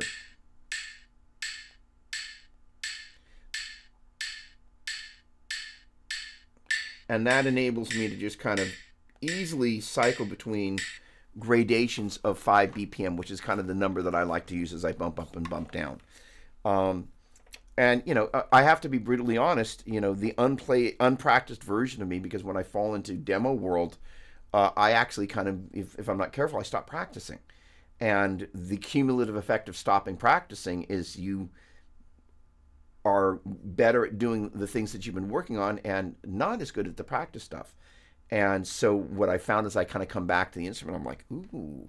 So the things that in theory you expect not to drop off do. And what ends up happening is if you're human and you're built anything remotely like I am, you start to feel bad about your playing. It's part of the natural cycle, and it's part of what makes you want to practice. But the other thing is that you kind of walk around feeling a little beat up for a couple of days. It happens. That's where the daily maintenance practice is if you find this, you're putting yourself in the washing machine. I'm all practiced up. I'm amazing. I'm the best in the world. Then, a week later, I'm terrible. I suck.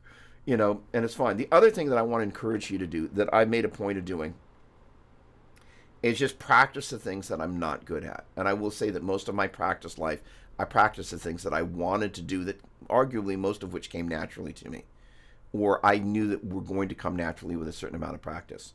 Much of what I practice on in my practice routine are things that I'm not that good at. My least favorite. Oh, there it is. The threes. That's basically it's taking these triads once, twice.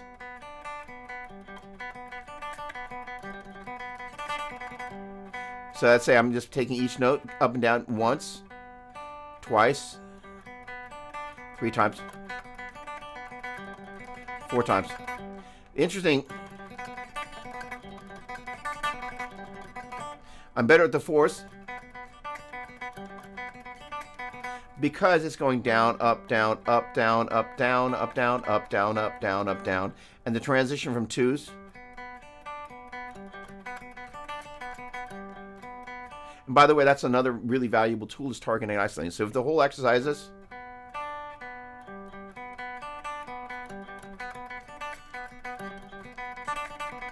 I missed one. But the kind of the sucking part happens, then looping the,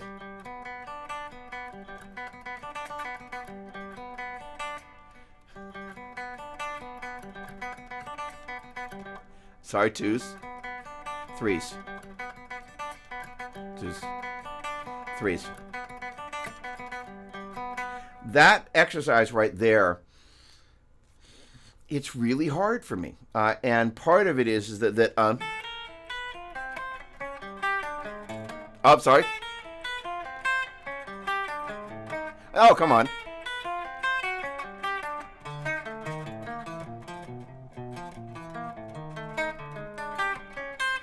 Oh.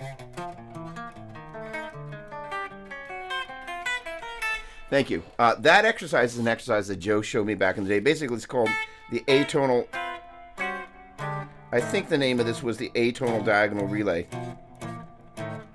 And basically what's going on here is basically one note on the high E string at the 5th fret. Then you're playing 2 notes like this, then 3 notes and 4 notes, 4 notes, 4 notes, 3 notes, 2 notes, 1, 2, 3, 4, 4, 4. This bit, my brain understands exactly what it is, but my fingers just hate doing it. Now, if 40 years ago or whatever the heck it was, yeah, there it is.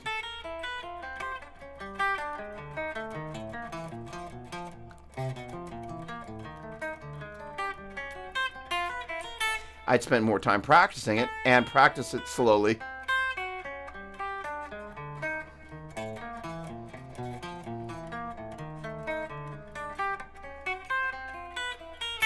And I'm happily embarrassing myself in for all the world to see, that is a sign of when you're taking something that you're trying to play it faster than you should be able to play it.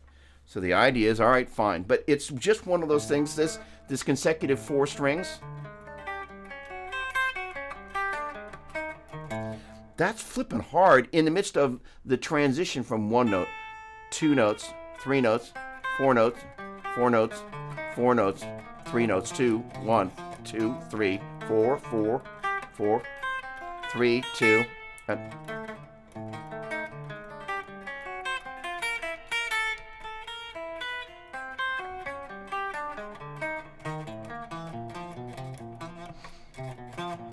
the point being is it just pisses me off that I can't do it. But fine.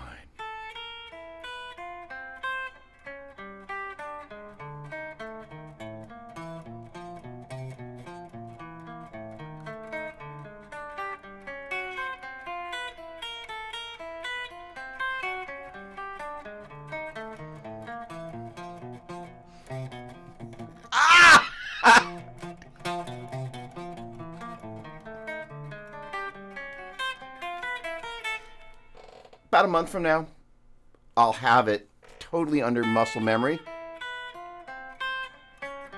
And those little things.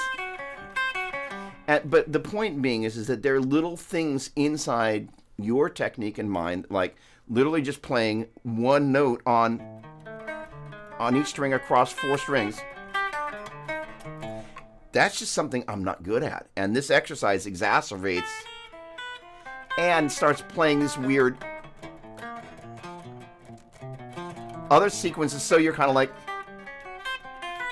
it's not like you're just doing the groups of 4s. You got all this other stuff to kind of track. And so, but because of that, it's not just the 1 note on 4 adjacent strings. It's the mix of all of that. It's why it's such a great exercise. And why I wish I'd been practicing it all these years. But it's one of the things that I kind of do every day. I played it faster than I should, ideally, just to demonstrate good Doppler for our benefit.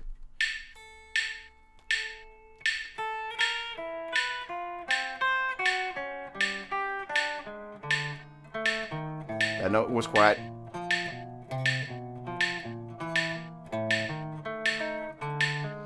I left the metronome behind and I missed a note. Oh, come on.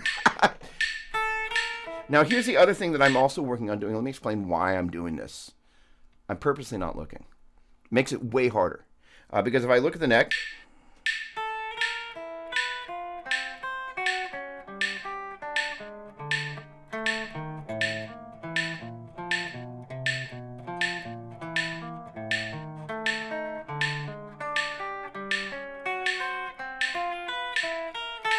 how to suck in public. Okay, so it's easier to do when you're looking at the neck, but one of the things I'm working on is not looking at that.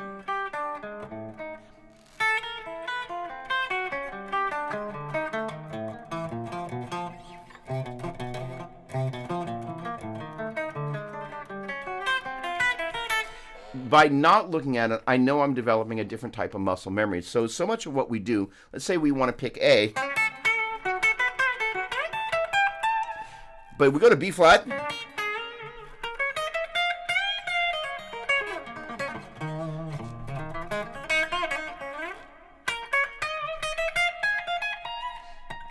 All the convenient little fret markers that we're used to, all of a sudden we're in some wacky key, which is why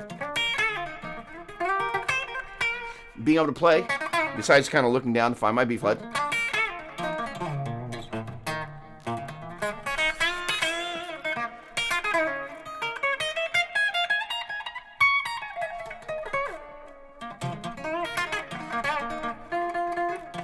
and also be able to hang out.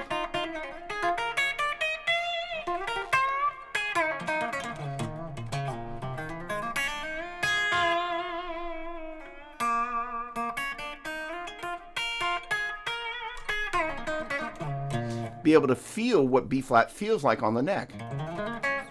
Being able to feel as you get up by the nut. Oh, there's my B flat there, right? There should be. There's my octave, right?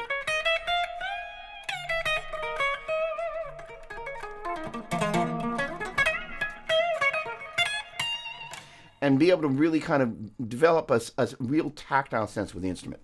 All right. All right, so I'm going to just kind of jump to the end of the chat here, and I know I will have missed some stuff, so I apologize. Okay. So, Albert, you missed the pink strat with Dan. Oh, hey, Dan, first of all, great to see you again. Pleasure, my friend. And Michael, hello. Thank you, Philip. Nothing like watching a guy beat his head against the sidewalk going bang, bang, bang. So here's the thing. You know, if we're not brutally honest, because the thing is, the great thing about YouTube is you can edit it down to all your best moments, right? But the thing is that, and first of all, Lois Carr, Happy New Year, my friend. The challenge is that there are things that we do well that we run towards when we practice. And then there are things that we don't do well that we, first of all, we don't want to do them in public because it's really, honestly, if we're honest, it's humiliating. But at the same time, we if we don't kind of go, hey, this is where I suck, and this is, most importantly, it's really easy to take that one thing that you're not great at and flip the script and kind of go paint all the things that you're good at and just kind of paint it with the, like, this is what I suck at, I just suck.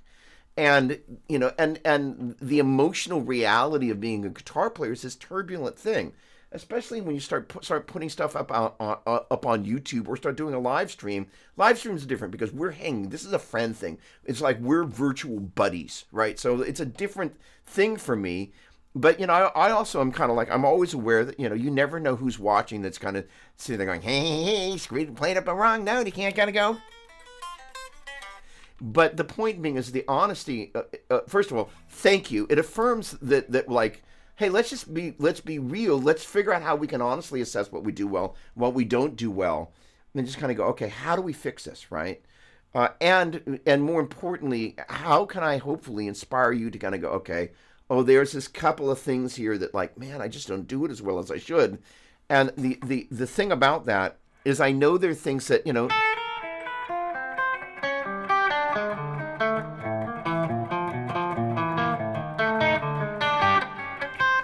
once I get that,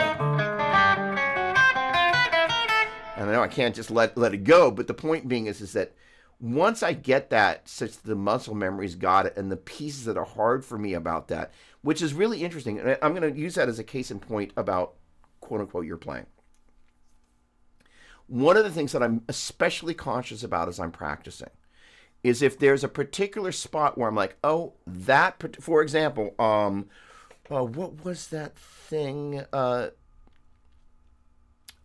was doing this guy. I was working on these guys.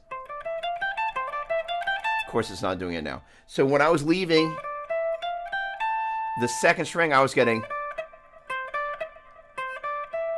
trying to make it so I'm clipped the G string there. Because one of the things I was practicing was just, there you go, that was.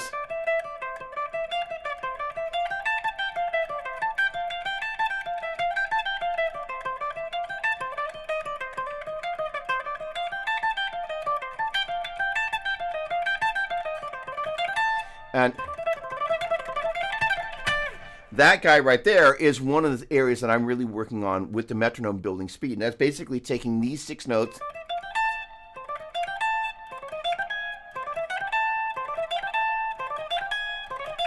and it basically is the equivalent of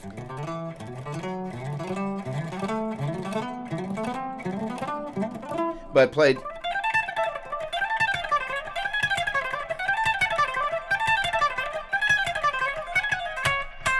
And that's literally just the first 6 notes of major. It's first 6 notes of Dorian. First 6 notes of Phrygian.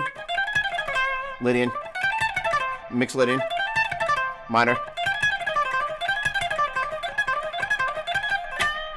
And Logren.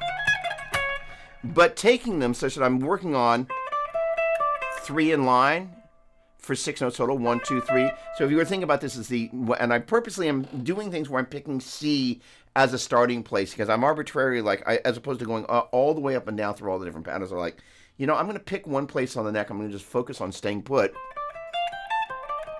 and just kind of get used to walking through the pitch axis there. And the idea of working on all the different little picking things where we got,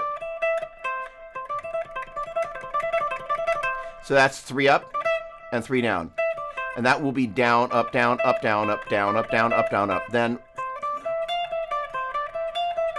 we're playing the 6 notes by going up 4 and back 2. Or you can think of it as 1, 2, 3, 4, 5, 6, which is really rhythmically 1, 2, 3, 4, 5, 6, 1, 2, 3, 4, 5, 6. Let's say I've got C, D, E, F, G, A. And we're just going C, D, E, E, D, C. Then C, D, E, F, D, C. And then C, D, E, F, G, A, G, F, D, E, C. So that's what's going to give you the 6 notes like that.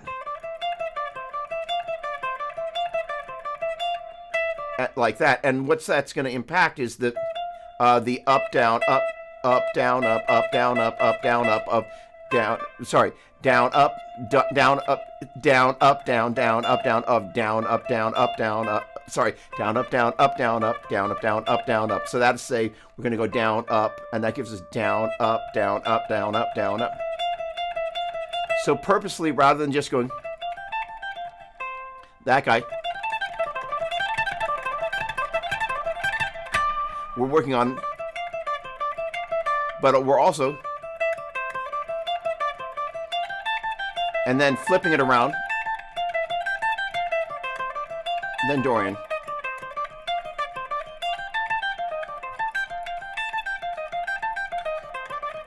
Phrygian.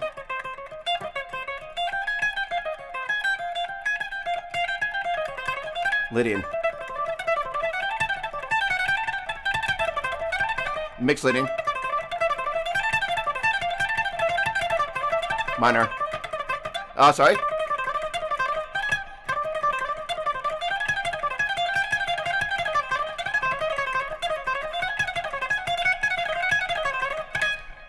All right, so I'm still working on it.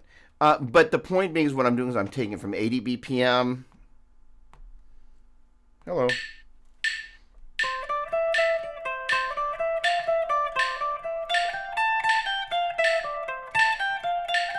Making sure I'm not getting ahead. By the way, the other thing is I've got some delay on, so I'm going to kill the delay. I will let myself practice with a little reverb. 4. Probably more than I want.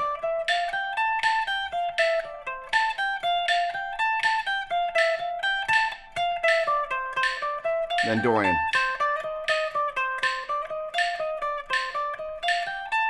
Then up by 5 BPM.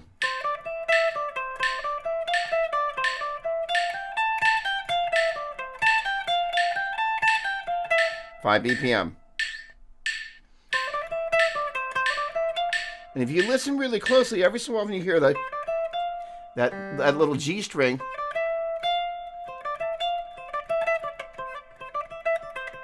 There you go. Right there. And so it's a matter of learning to keep that first finger touching up against the side of that second, of the third string rather. So that is to say, as I'm fretting the note on the second string, the tip of that first finger is muting that third string.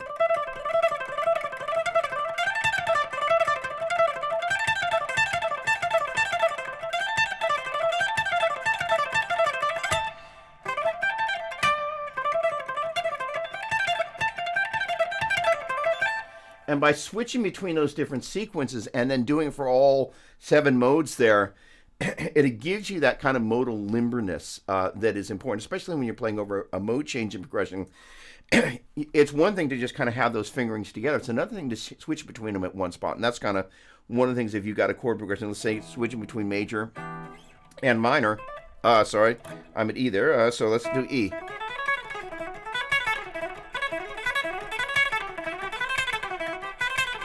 And then the same concept, let's say I'm going to... Oh, fine. Basically what I'm going to do is I'm going to see, I chose E as my 1 there. There's my 1, 2, 1, 7. Then we're going to choose to make that our 6. So that's going to be 6, 7, 6, 5. So I'm going to use this as kind of my pivot point. So I'm going to go 1, 2, 1, 1, 2, 1, 7, 6, 7, 6, 5. So again, there's my 6 is E is my functioning is my 1, 2, 1, 7.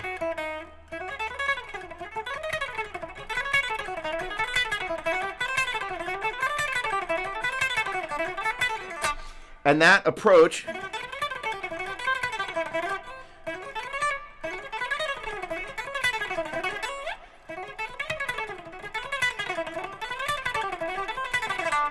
get you used to just kind of pivoting on your toes faster. Michael, you're hilarious. So the deal is, though, but I'm working on just getting that much cleaner, and so I can do it at all those in between tempos, because the slower tempos and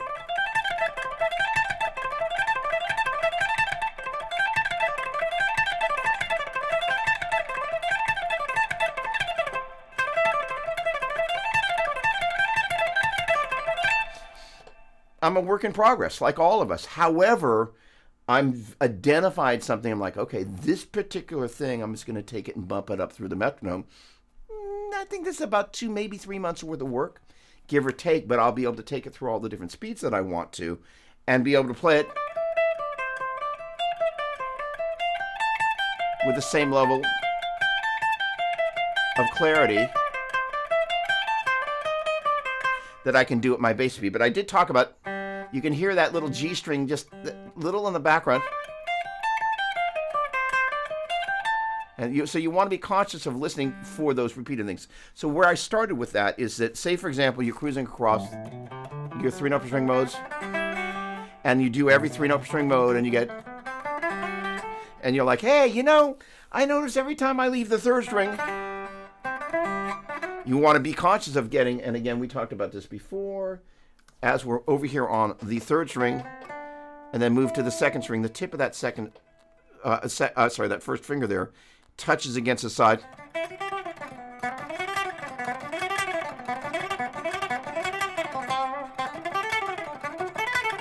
And which, by the way, gets us to another thing. Like, we all generally loathe, and I loathe and love at the same time,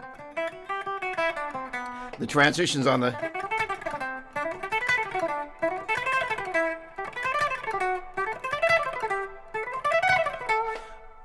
notes on the 3rd and 2nd string. Those are the least friendly transitions, and you'll get that little pull off there, which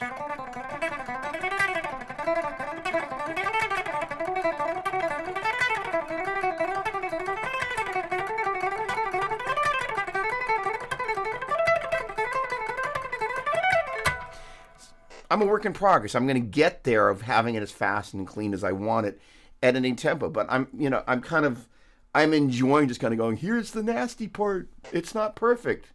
And being okay with that, because I know the process is it's really good to see somebody kind of go, cool. And here's the deal. Is like, I don't care where you are in your musical development. There are people that tune in that play better than I do, which is flipping humbling for me. There are people that tune in that don't play as well as I do. We're family. This is the whole point. This is where we talk about this stuff. That's why this little piece of today's show for me is so important, because it's going to allow you to kind of go, okay, what are the things that I can't do that honestly I really want to learn to do? And, you just sit there and you tune this thing to 80 BPM, and I'm going to play it one more time just for pits and giggles, because and the thing about this is, what's great about it is you begin to, and I'm going to use the F word, fixate.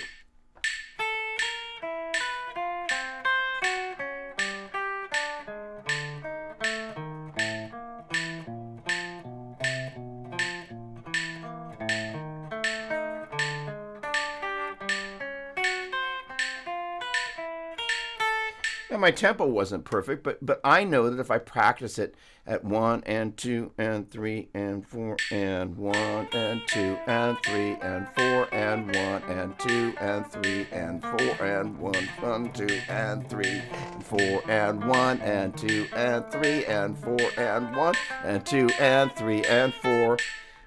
I don't know what the heck I was doing there, but the point being, it becomes part of your muscle memory, and then slowly but surely you just bump it up, and the things that are hard, because of the muscle memory become easy, and that's it's so important. Oh, hang on. All right, hang on just 1 second here. I'm gonna practice now. I'm gonna go practice now. I love that. Okay, hang on a second. All right, there's two types of practice for me. There is technical practice, scales, techniques, tempo, and maintenance. Hello, and creative practice, riffing, playing in different keys. So, all right, first of all, and I'm gonna kind of work backwards.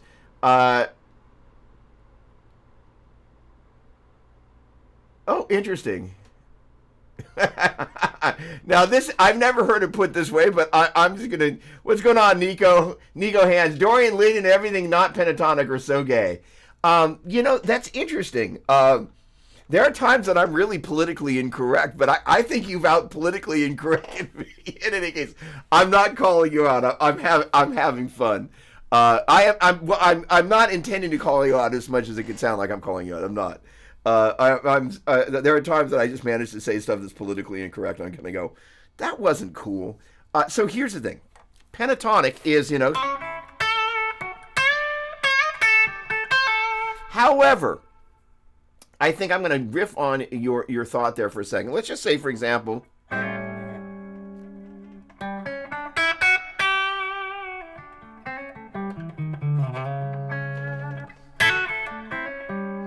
So how do I take my minor pentatonic?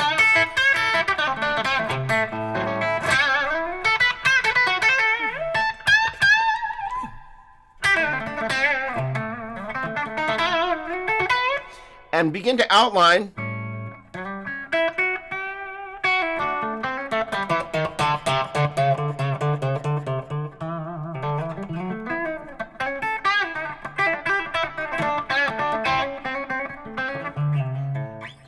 that chord and that chord.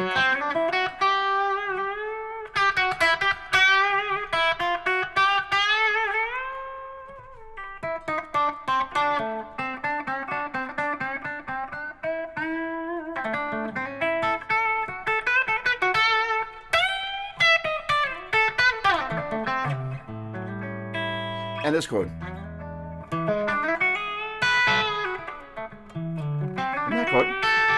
And that's knowing that that's a 1, 2, 3, 4, 5, 6, flat 7, 1, 2, 3, 4, 5, 6, flat 7. As in mixed linear, if I took the 1, 3, 5 and flat 7.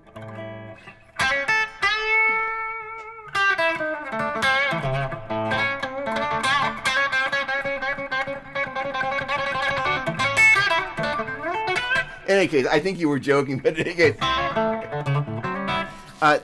Why do the modes matter? Because that's a great question. Do they really matter? And if so, why? And that ability to kind of go, hey, this mixed linear 1, 2, 3, 4, 5, 6, flat 7 compared to 1, 2, 3, 4, 5, 6, 7, that 1, 3, 5, flat 7, when we overlay it with the minor pentatonic,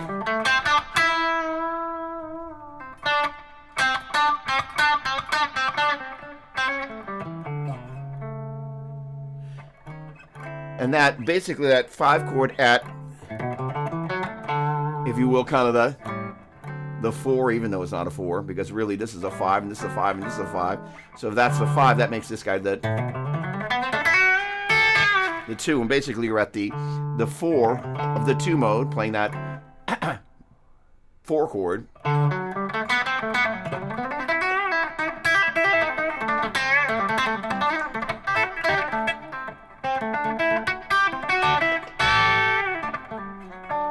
And being outlined that, and you're basically now at the 4, 6, 1, and the flat 3 of that Dorian mode, outlining that 1 flat 7 or the 1, 3, 5 flat 7 of that dominant 7 chord, knowing where those chord tones and how they're functioning and kind of how the weirdness of what's going on, because really blues is a moving dominant chord progression. It's changing modes. Basically, there it would be playing a Mixolydian, A Dorian,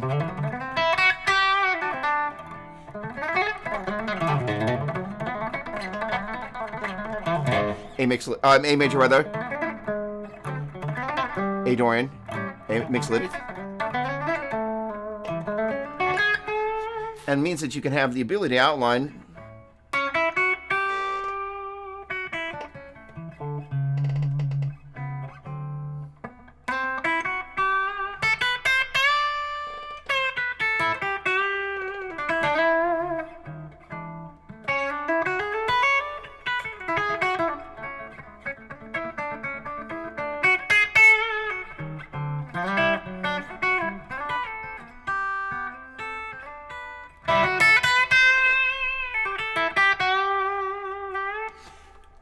It's like being able to count money. They used to carry this stuff called cash. My ability to kind of go, this collectively, we could think of this as a $5 bill, but a $5 bill is really made up of its parts, and our ability to understand the parts that make it up means we have a way of looking inside it, so we know how to make, if you will, make change out of that $5 bill. And that ability, that liquidity with that is where a lot of the magic comes from, because I personally wanted to understand how, like, well, why? What are those notes? And, kind of,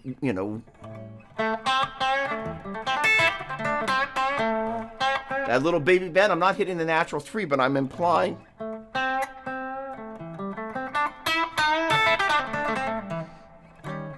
And then.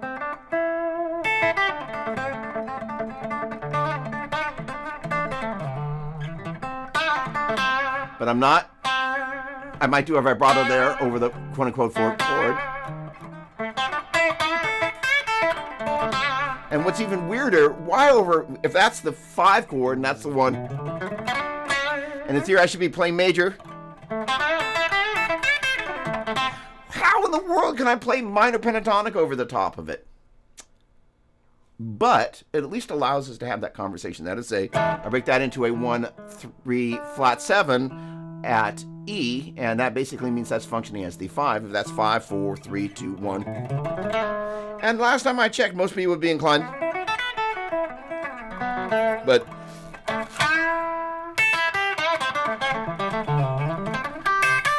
that is the wife just left me and the dog's gone too, and she took all the money and sold my guitars on Reverb and eBay for what I told her I paid for them. No kidding,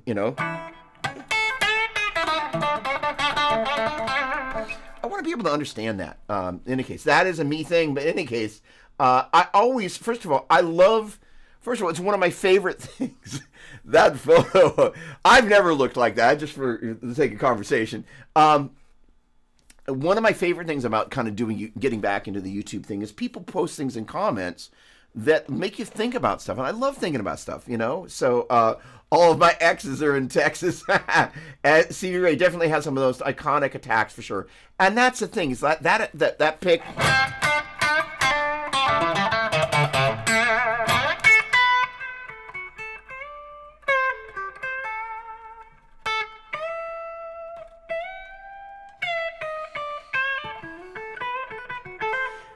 Per Brent's comment, I don't know if Brent's still on here, but back in the day, kind of like what I'm doing here, although I'm on a clean tone, just a little bit of breakup.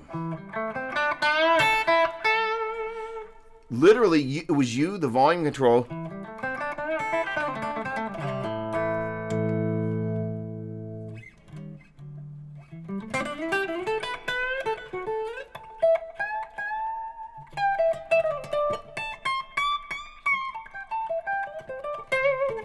And everything happened here. And that's where that, Texas blues players, why they're so evocative and why they really reach people so much, is that conversation there so important. Brad, thank you so much. Awesome. With pleasure. The funny thing is that as I'm practicing, there's so much that I'm thinking. And, unfortunately, with my students, I only have these little slivers of time. And I'm always very conscious of, like, what's the most amount of value I can deliver in the smallest amount of time, which is not always necessarily, you can't just sit there and go, oh, the long version of this is, because it can be indulgent at the expense of the student's investment in time. But as an end result, this is one of the reasons why I like this. There's a certain part of this, it's office hours, right? So it's kind of like, hey, let's talk about this. All right. Now, that said, I had talked about this Chris Alexander, are you still there by any chance?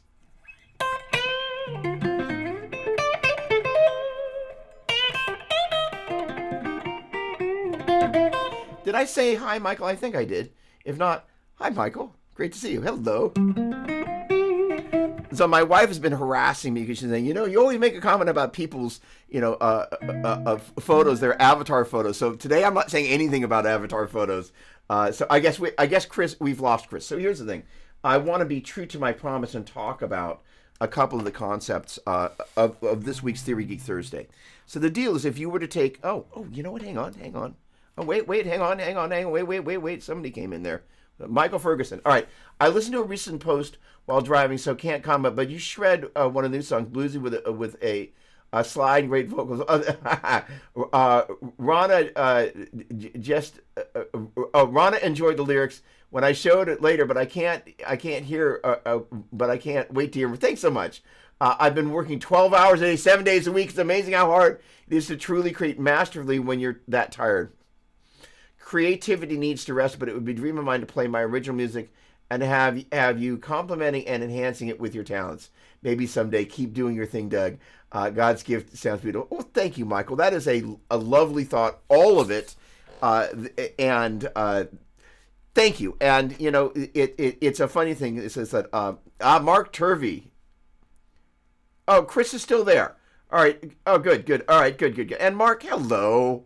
I'm going to take a quick moment. Mark, I said something last week, and I don't think you were still here when I said it.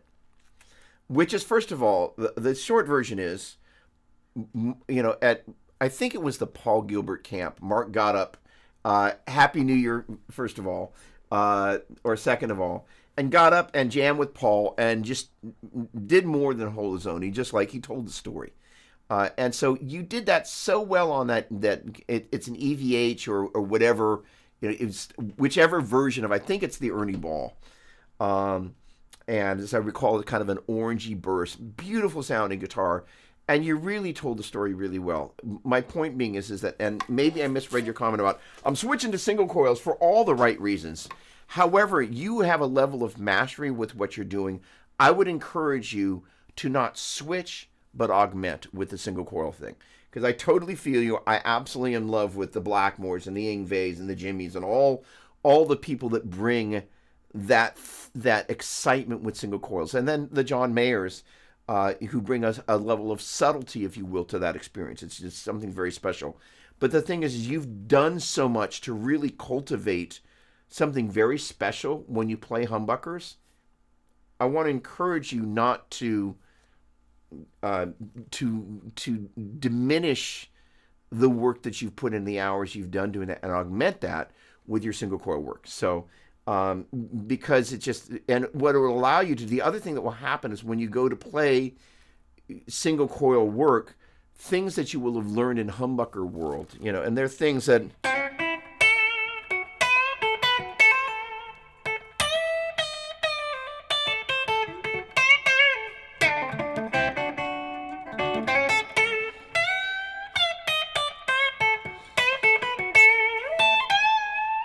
so, you know, the interesting thing about P90s is there's a strange little halfway spot between single coils and traditional, humbuckers. And so they live in this weird place. But so much of what I do with my V are things that I've learned in playing, you know, Strat style guitars, but I can bring into this kind of weird, V thing. So, good afternoon to you. I'm a legend in my own mind. Don't forget that. Great to see you. Hello. So, but the great thing is I get to have a lot of fun. All right. In any case, Mark, be encouraged. I got to tell you, I prefer 16 ohm 75Ts when paired with a Mesa 2C Plus reissue. So this is an interesting thing. So I'm going to take the bait on it, and then we're going to go into our tries here. Actually, I'm going to take a quick moment. I'm going to make a note. And the funny thing is I need to reach out to these folks that make Ecamm Live. That's the main streaming application I use. And tell them I want to see if there's some way to freeze a comment such that as stuff comes in, you can kind of find a way of being able to just kind of have it so it's kind of, if you will, at the bottom of the feed ready to go to. So this week's Theory Geek Thursday was in some ways riffing on the concept of what we did the week before. We kind of went major, Dorian, Phrygian, Lydian, mixed Lydian, minor, Locrian, major.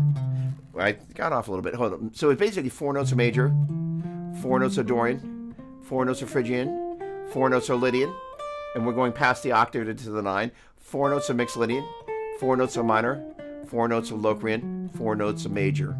And it just gets you used to kind of, again, like we were talking about here, major, Dorian, Phrygian, Lydian, mixed Lydian, minor, Locrian.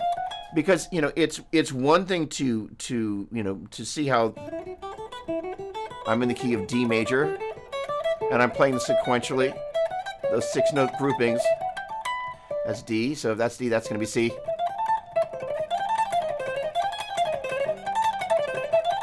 By the way, you heard that little G string ring in there. So that's one of the things we want to be listening for repetitively.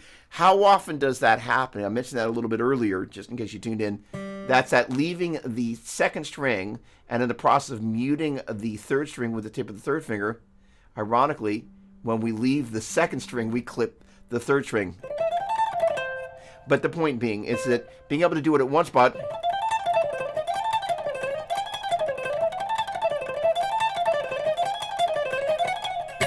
gets us used to being able to hear those at one root, a pitch axis, if you will. All right.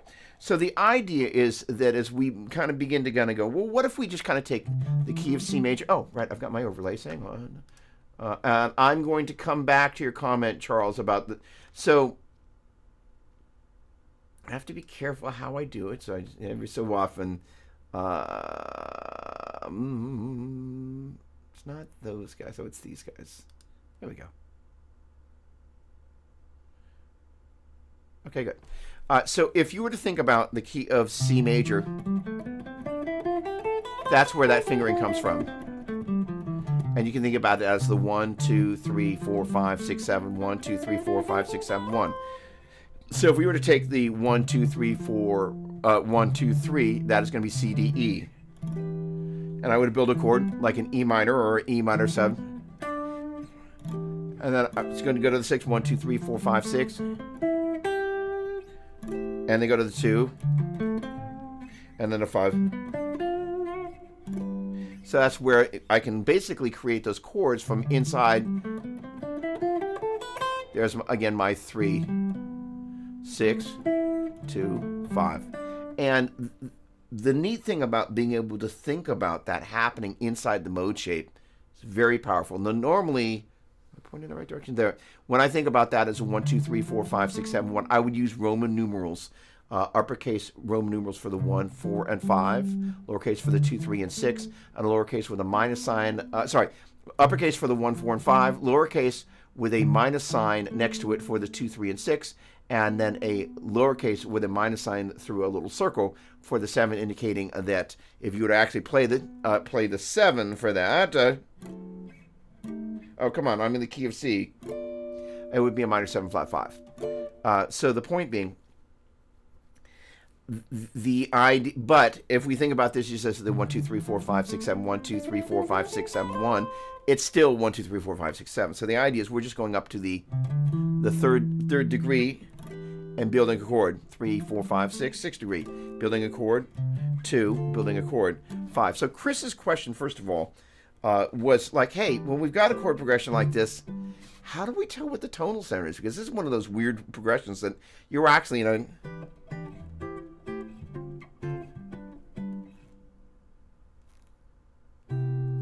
never actually play the tonic chord. So first of all,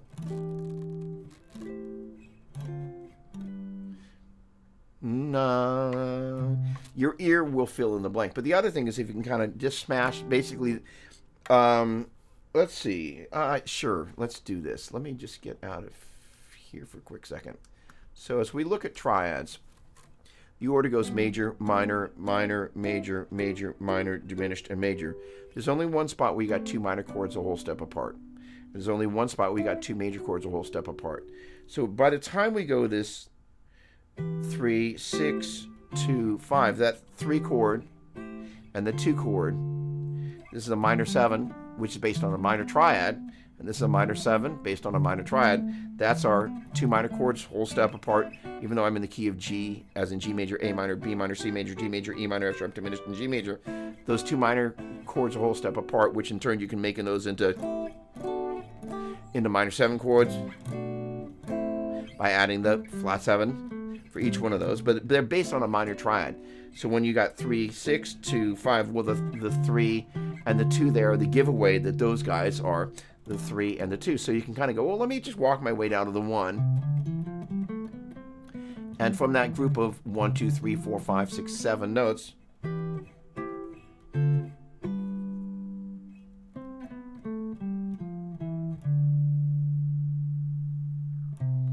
and you can feel that resolution there when that happens, right? So let's say I was going to do something like a,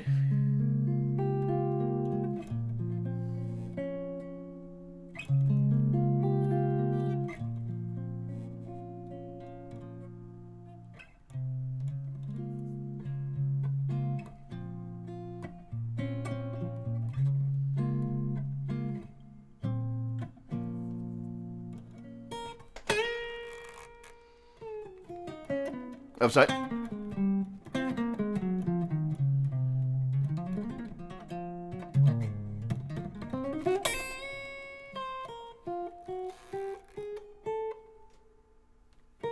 So that same process, even though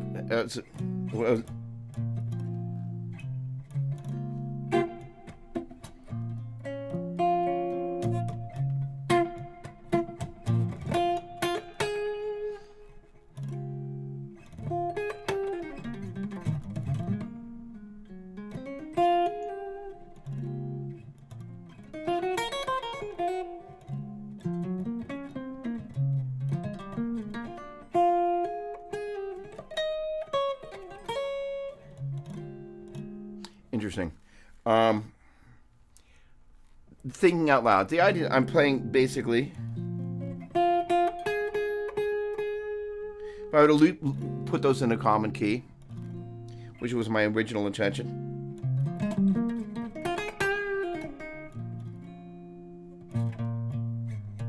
It's going to be B flat Dorian. There's my 4 chord and my 2 chord. But I can say, I could play that as, and then go to here.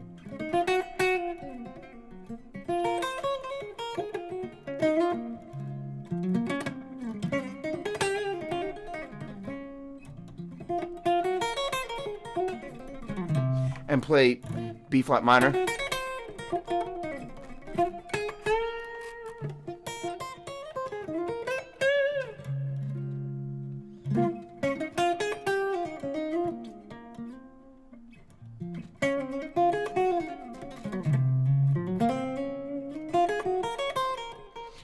Most people would be inclined to probably just play Dorian over the whole thing. But I can say that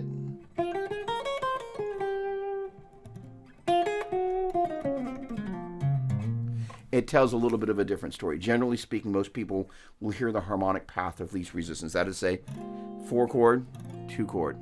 But I'm hearing 4 chord,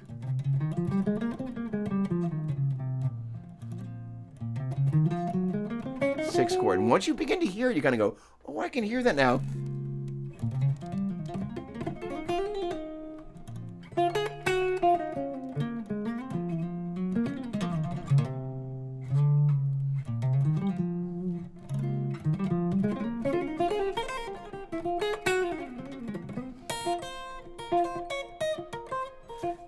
Either way, you can hear that's the tonic chord.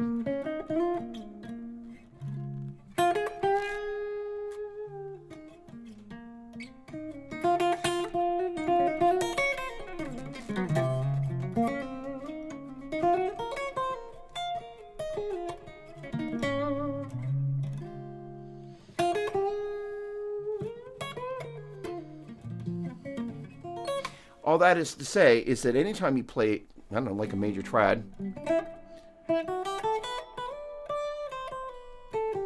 can hear it as a 1 chord, as in the major, or you can play it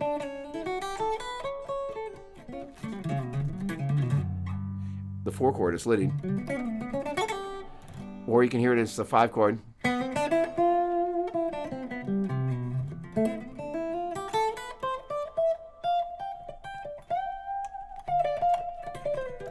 And the magic about that, because to me it is magic, I just absolutely love that, is you can literally just take the same silly kind of little 3-note chord,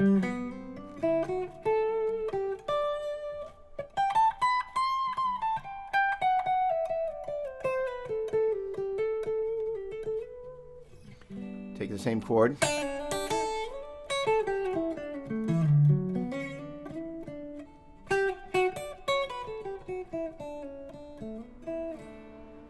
Or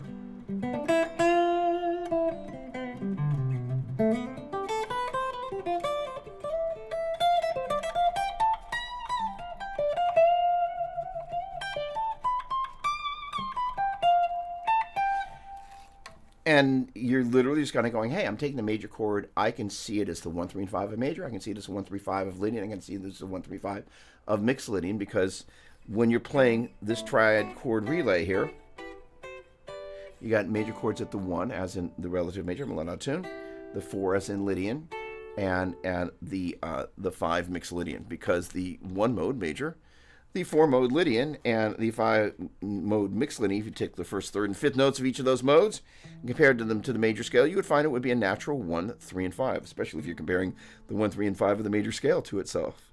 It will be a 1, 3, and 5. Come on, get in tune there. All right. Now, so the idea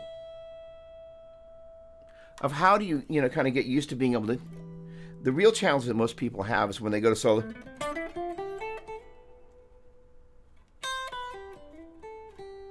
It's that sometimes it feels like they're running scales versus kind of like.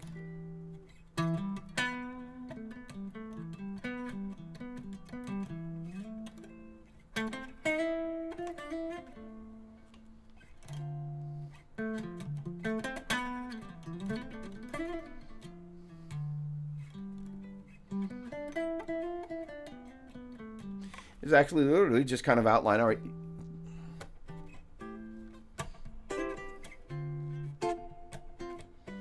Outlining in this case a 3, 6, 2, 5. So 3, 6, 2. And I'm, first of all, the number one goal is that when you're playing over this chord,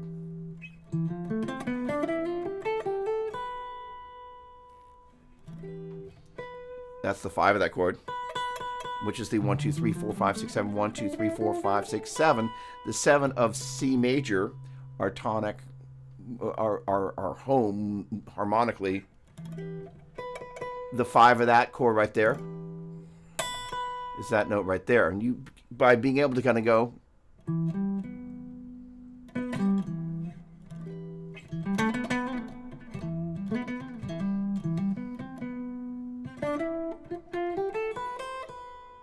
you can begin to hear and feel, most important word there being feel.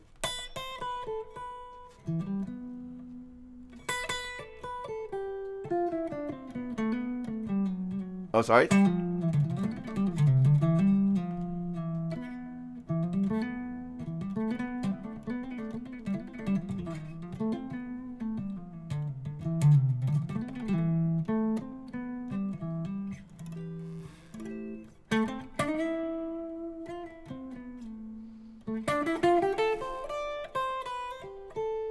All right, there we go. And I can tell I was at the root. I'm sorry. I was right there. No. You kind of begin to recognize and you can feel where they are. And so the notes as you kind of, sorry.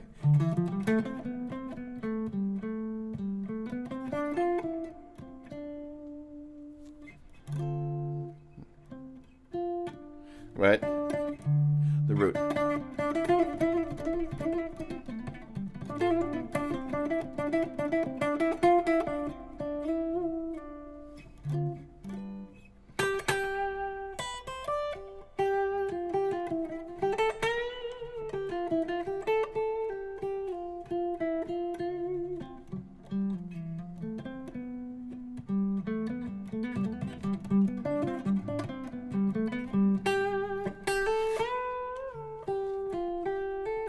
What's really interesting when we're playing over that chord there, really has a little bit of the feel of mixed Lydian. This is a concept that I refer to as micromodality. That when we're playing over that 5 chord, you're really taking the notes of the, if you will, 1, 2, 3, 4, 5. In this case, if this is the major scale, the 1, 2, 3, 4, fifth mode, which is Mixolydian, and using that to build that chord. So it is kind of hanging out in Mixolydianville. Sorry. And I didn't know that there's an F instead of an F sharp in the key of G.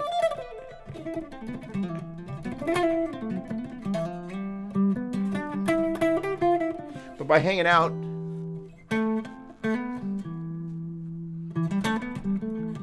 just sitting with each one of these chords. And by the way, chromatic notes.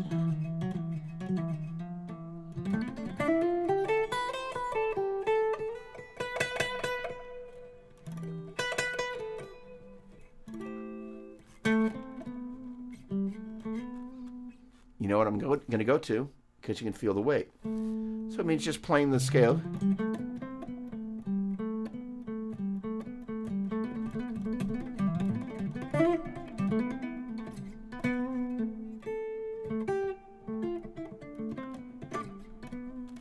You know what I'm going to go to. There you go. So on and so forth. So spending time just kind of letting each chord again sit.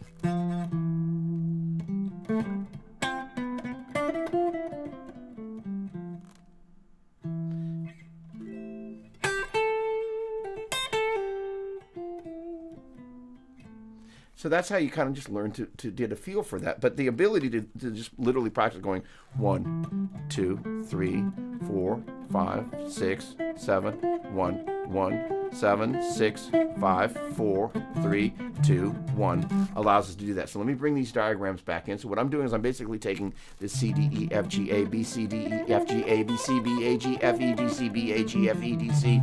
And think of that as the scale degree numbers 1, 2, 3, 4, 5, 6, 7, 1, 2, 3, 4, 5, 6, 7, 1, 7, 6, 5, 4, 3, 2, 1, 7, 6, 5, 4, 3, 2, 1. Now, when I start to think about playing that in terms of chords, that's where when I think about 1, 2, 3, for that 1, I will use an uppercase Roman numeral. For that 2, lowercase with a minus sign.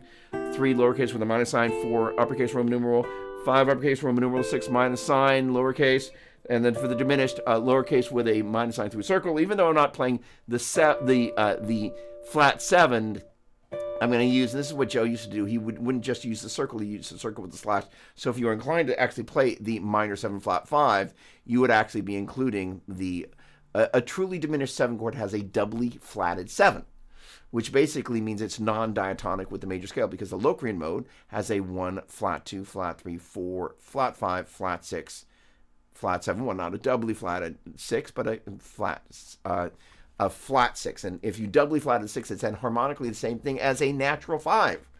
And the Locrian mode has a flat 5, which is why a truly diminished 7 chord does not work, which is why that minor 7 flat 5, and kind of hinting that, like, hey, that's where, if we were to add the 7th degree of the Locrian mode, that's what we would get to. In any case, I saw a couple of comments float in there, so let me just jump in. Michael Hodge. Hey, great to see you, my friend. I can't wait to see you at NAMM. It's going to be great, great, great, great, great. And I said I wasn't supposed to comment on avatar photos. However, look at that photo. Come on. Can't wait to hang out, my friend. Very much looking forward to it. All right. Gosh darn, Albert. So the funny thing is no, I'm sorry. I'm playing through just Mark IIc Plus.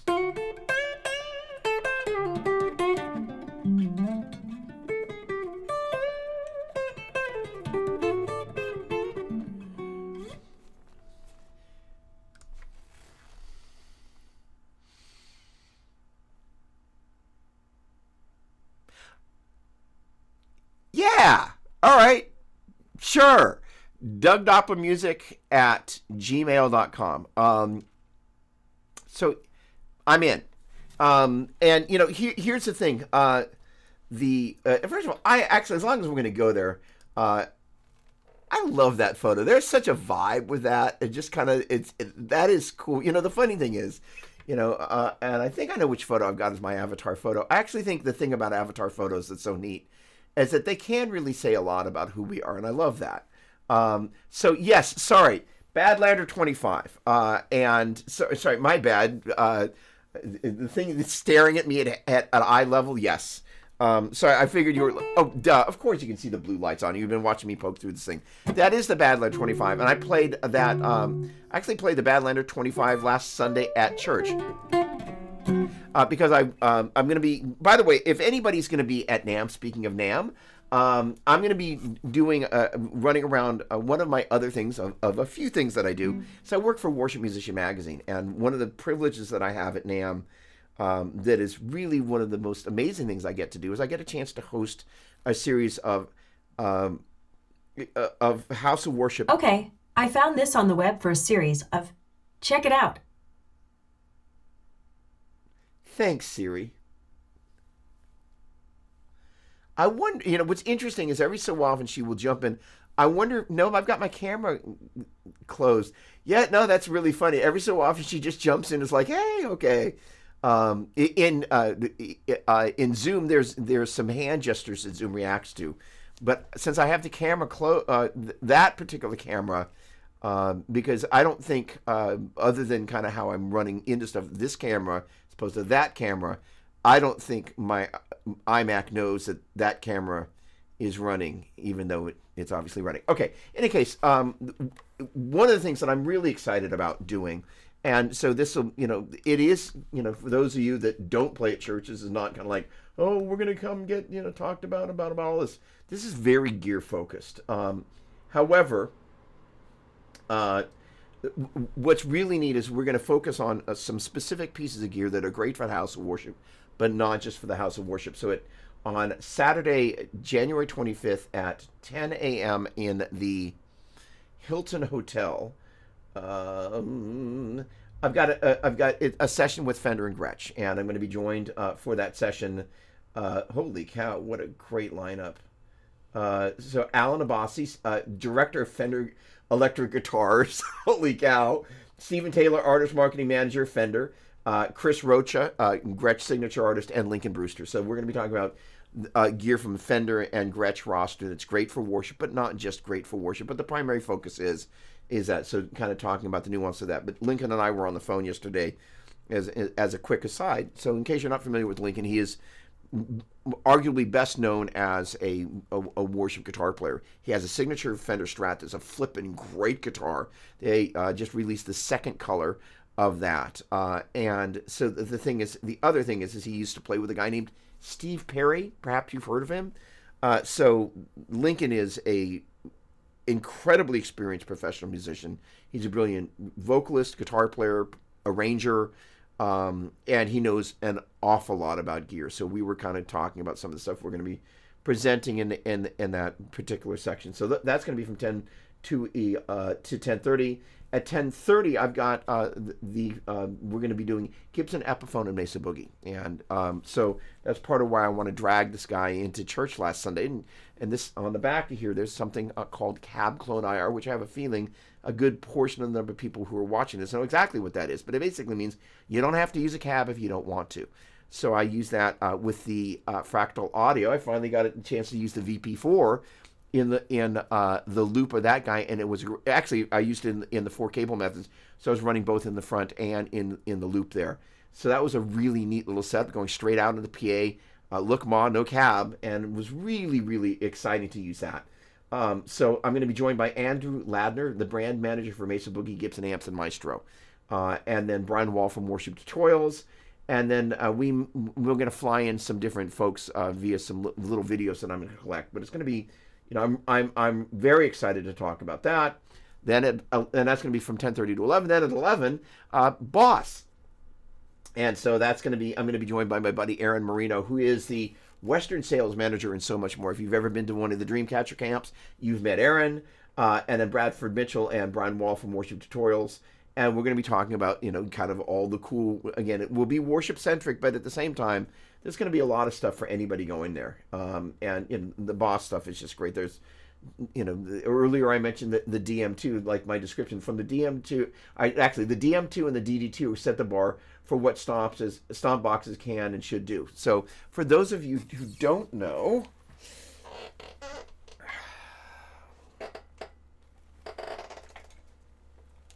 by the way, one of the things that I do, this is probably not the best thing, is I lay guitars on the floor, but I never do guitars with a back set headstock. That is to say, if you were to lay this guitar flat on the ground, you would notice that it would be balancing off of the headstock as opposed to the body. That is to say, the end of the headstock sits lower than the back of the body. So these guitars, 99.9% of the time, get put in a stand or with a flying V, because this guy will have a backset headstock as well. Because if you were to accidentally step on this guy, you'd snap the headstock. But I was reaching for you. There we go. Come on. A little piece of music history. So that's a little earlier on. I was talking about incorporating some of the things from Doppler's. Oh, and I still got to talk about the 16 ohm thing. Come here. No. I don't want all of you. Just that. So this right here is an SDE 3000. Hey! And invariably on one of these shows, I'm going to start breaking out this stuff and then probably make it a regular feature because there's so much neat gear that I don't have the time in the day. Hold on a second. I'm back to using real amps and there we go. Okay, so, oh boy, you're waving red in front of a bull. Wait a second, you saw Lincoln with Perry? Dude. All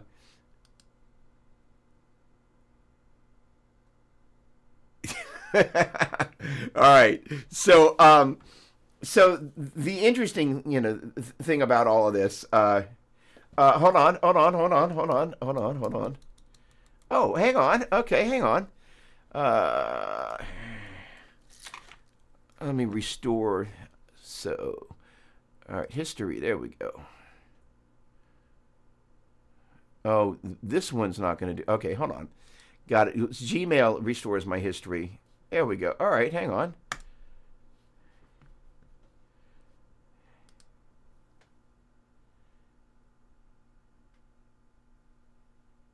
Oh, wow. Slap Daddy. All right, hang on a second. Let's see. You should be in my downloads. All right, so you meant now. Okay, I like this. So give me a moment to finish up with what I was doing, and I will see about analyzing this. So let me just finish up with the rundown here, and that's great. Awesome. Thank you for that. Okay, so but the Boss, so the SD 3000, basically the Boss DD2 actually took the chip that's in the SD 3000, as long as I've got the story right, and it's basically like all the little Boss delay pedals are really little mini SDE 3000s. Now, they don't have all the processing power and all the tonal characteristics of the original SDE 3000, but the Boss DD pedals, not to be confused with the DM. No, I don't need to grab this off the wall. But they took their inspiration from the SD 3000, which is arguably one of the most beloved and most used delays. Used on a ton of studio recordings with Steve Vai's kind of go-to deal for a long time. Then at 11:30 we have line 6. I'm going to be joined again by Bradford and Brian, and then also Chris Rocha again, and this time Eric Klein, Chief Product Architect, Yamaha Guitar Group / Line 6 Ampeg. So he's basically the brains behind all the crazy Line 6 stuff. So invariably, we're going to be talking about things that, yes, they're great for the house of worship, but as we have this conversation, did somebody say Line 6? So, the neat thing is that, I've had so much great experience with Line 6 gear. And, prior to last Sunday, because I needed to try the Badlander out for this panel with the Gibson and Boogie folks, was that pretty much, for the past 20 years, if I'm showing up and playing on a Sunday, I'm probably playing through something Line 6. So I mean, it's just like, but again, there's been so much other stuff that I've done using Line 6 gear. When I did, one of the things that really exciting was Joe asked me on the stripped ×3 release. Chad Boston, what's going on, my man? I can't wait to see you at NAMM. Hey, Line 6 is a jam. It's stuff is great. So Joe asked me to play do a thing on one of his songs from his stripped. It's Joe minus Joe, And blatantly, the funny thing, I used a worship tutorials patch that I tweaked a little bit to play on da da da da da da da da da, whatever the heck the name of that song is. But the funny thing, that was just me in the line 6, and I'm just like, there it is. There's so much convenience to the modeling stuff that however, when you get into a really loud setting, that's where this whole conversation about amps and cabinets, where it becomes an interesting thing. However, in a church environment, the silent stage is a really, really big deal. And more bands. The funny thing is, now I can't say that because it reveals some of the stuff I can't talk about. However, there is a band that part of what I do, I not hope to, look forward to seeing you at NAMM. That's not a should, maybe, must, means definitely. All right. But I've been looking at different bands, kind of studying the gear they're using. I'll just leave it there. But this one particular band, I think they've gone to, a lot of people are using fractals.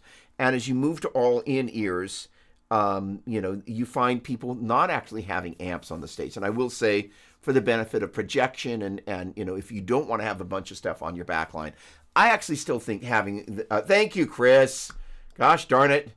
Hey, Chris, by the way, did I do a good job of kind of answering your tonal center question? Because earlier, I mentioned that, very clearly I haven't done a great job of being able to demonstrate how to do that. And the thing about that 3625 that's really weird is it doesn't actually play the tonic chord. And that's a really strange thing to have happen. Usually you can play all 4 chords of a progression. Let's say I'm going to go.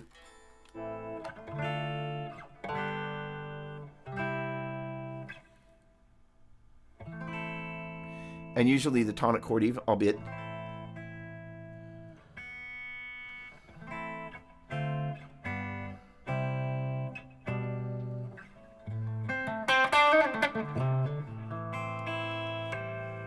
The tonic chord will usually reveal itself, and literally, if you took,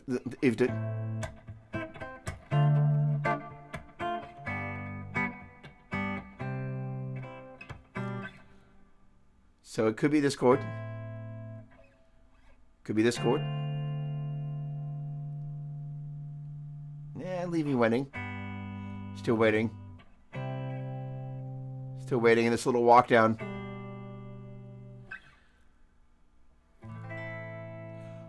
I can take that breath. That's really the best way you can tell. Is just kind of sit with each of the chords and the one you kind of go, okay, I can tell I'm home, right? But the thing is that it's one of those things. The guitar doesn't come with a manual of how to find the tonal center, and you can pick. The thing about that is let's say I didn't know, and I'm going to come back to this mode thing in a second.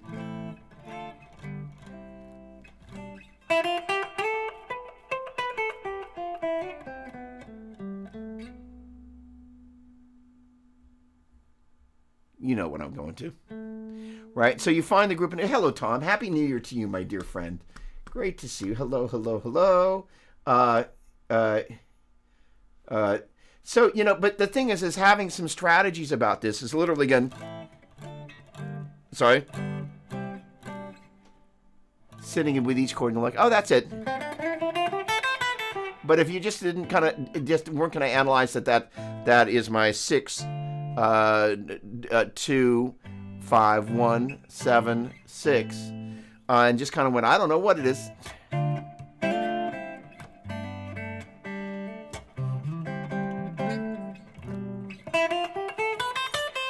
And you kind of find this group of 7 notes.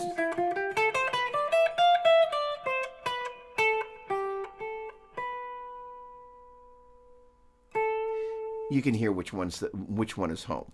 And that's another way you can get there. Okay. Then, gosh darn it, after line 6 at 11:30, I got Neural DSP at noon. And that's going to be Max Taylor Grant, Director of Artist Relations from Neural DSP, who I don't know yet. So I'm really excited to meet him. And again, Brian and Bradford from Worship Tutorials. But I think, per a text that came in, hang on.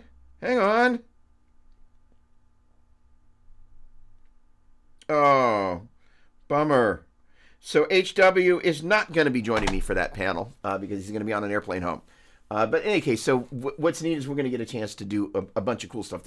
Then the next panel is immersive audio for houses of worship. So this is something that I think all of us want to be paying attention to, because this immersive audio thing, whether it's Dolby Atmos or the Apple version thereof, this thing. So there's a track in theory on the instrumental album that will have another guest guitarist, whose name I'm not going to mention in this moment, that I'm planning on mixing in immersive audio. And so the neat thing, basically what it is basically 3D audio. And because of the nature of this particular song, it lends itself really well. And the other guitar player is a really atmospheric guitar player, and we just haven't got his tracks and hopefully his video dialed. But it's kind of like this.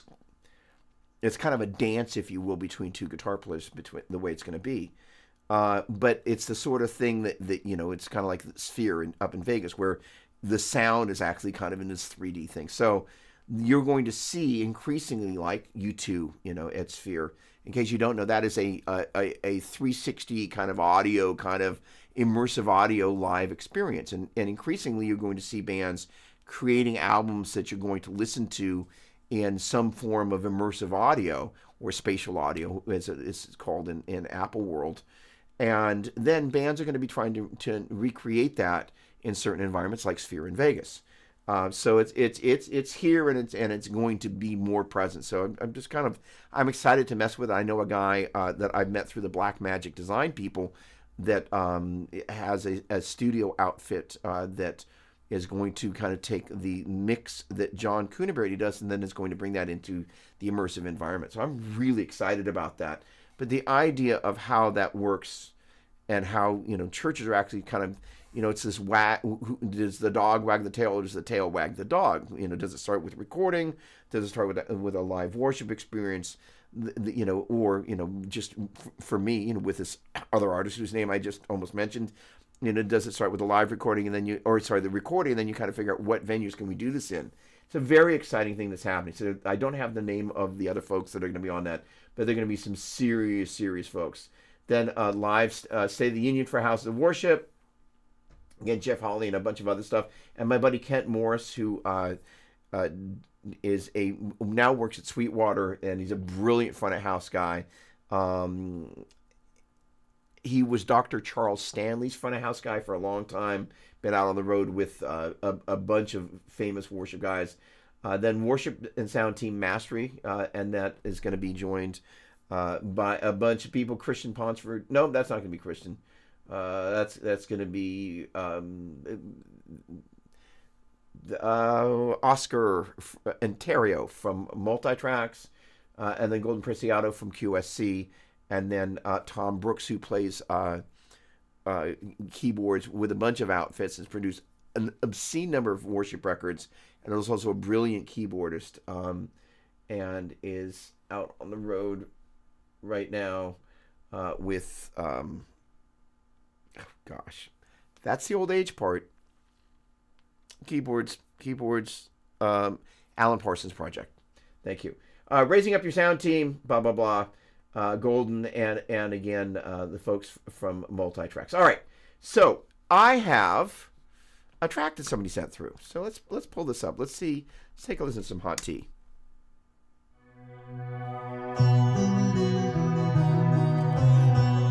All right. So instantly I can tell you a couple of things. So one, as long as it doesn't change from there.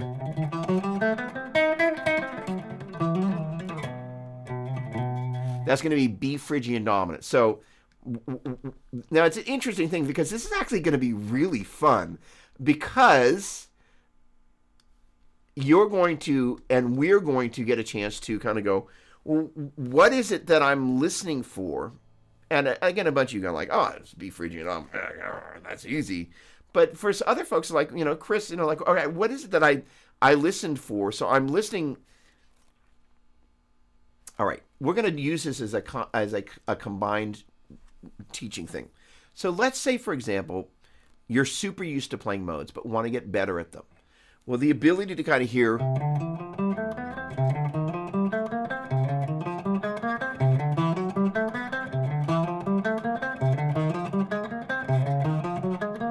the sound of each of the 7 modes played at a common root means that, say for example,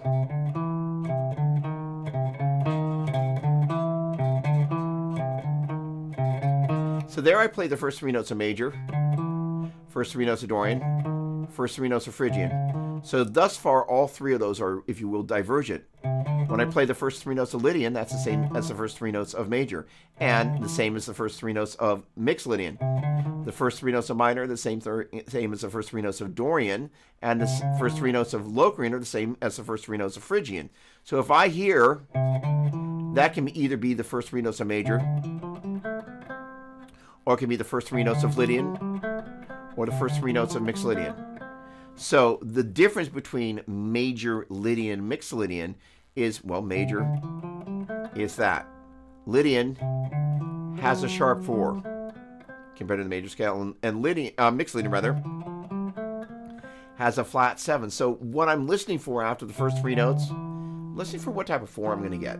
Now, your average chord progression is going to go and walk through all 7 notes, but collectively you're kind of going, if you were to break it down in order, I'm kind of going, all right, once I hear 1, 2, 3, the next thing sequentially I'm listening for, does it have a natural 3, which means it's potentially major, or I'm listening for the flat 7 for mixed Lydian. That is to say, once I hear it has a natural 4, I'm going, okay, what type of 7 does it have? Oh, flat 7, mixed Lydian. Natural 7, major. And again, if I hear it goes to the sharp 4, we're 99.9% of the time,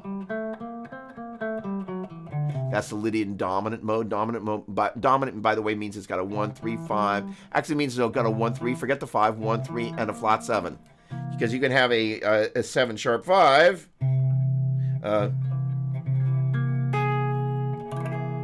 That's 1, 3, flat 7, 5. Or I could figure that some other way. But the point being is that what makes it dominant is the natural 3 and the flat 7.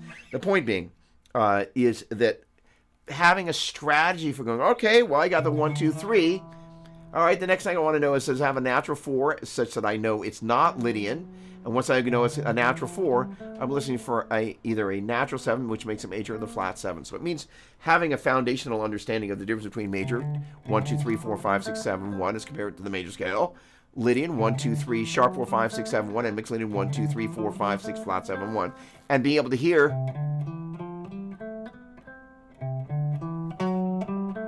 and so that's one of the reasons actually really helped to be able to go, I'm going to move to the key of G. Major 2, 3, 4, 5, 6, 7, 1. Dorian 2, flat 3, 4, 5, 6, flat 7, 1. Phrygian flat 2, flat 3, 4, 5. 5 was a little funky on my 5. Phrygian flat 2, flat 3, 4, 5. Flat 6, flat 7, 1. Lydian 2, 3, sharp 4, 5, 6, 7, 1. Mixed Lydian 2, 3, 4, 5, 6, flat 7, 1. Minor 2, flat 3, 4, flat 5, flat 6, flat 7, 1. Being able to scale sing them with and without the guitar is a help. So you just begin to recognize harmonically the difference between them. And then when you hear something like,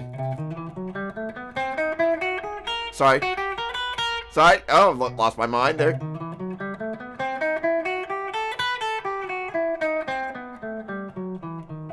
There's a feel, and I've kind of mentioned that word a couple of times, there's a feeling.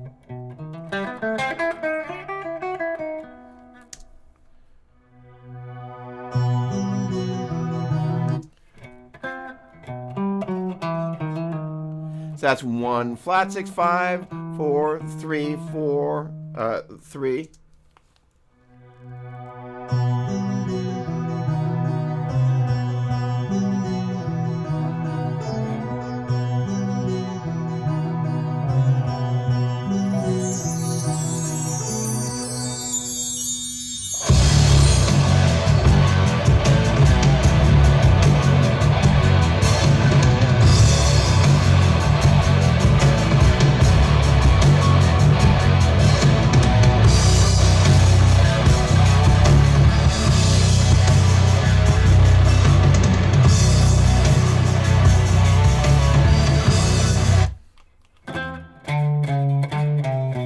So you went to the,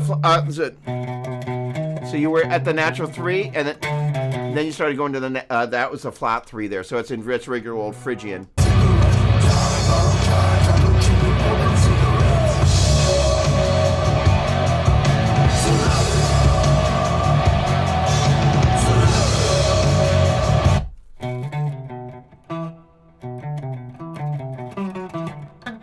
Something like that. So basically what's happening there is, and this is one of the other things that you kind of begin to kind of go, okay, if we had, and we can hear just that one note has been changed versus, so.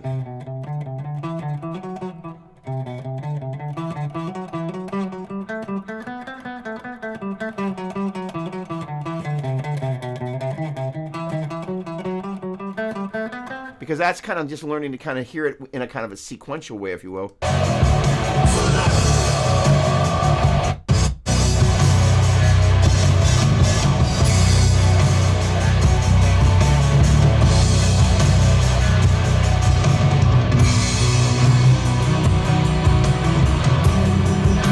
The other thing is you can feel, you can hear when it's going to that natural 3. It's just that little bit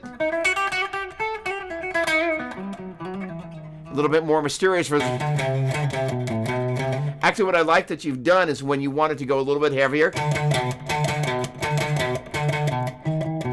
and you're using that natural 3 in a really smart way, where it's what's doing is that 3 sounds a little bit happier, makes it lighter, if you will, then.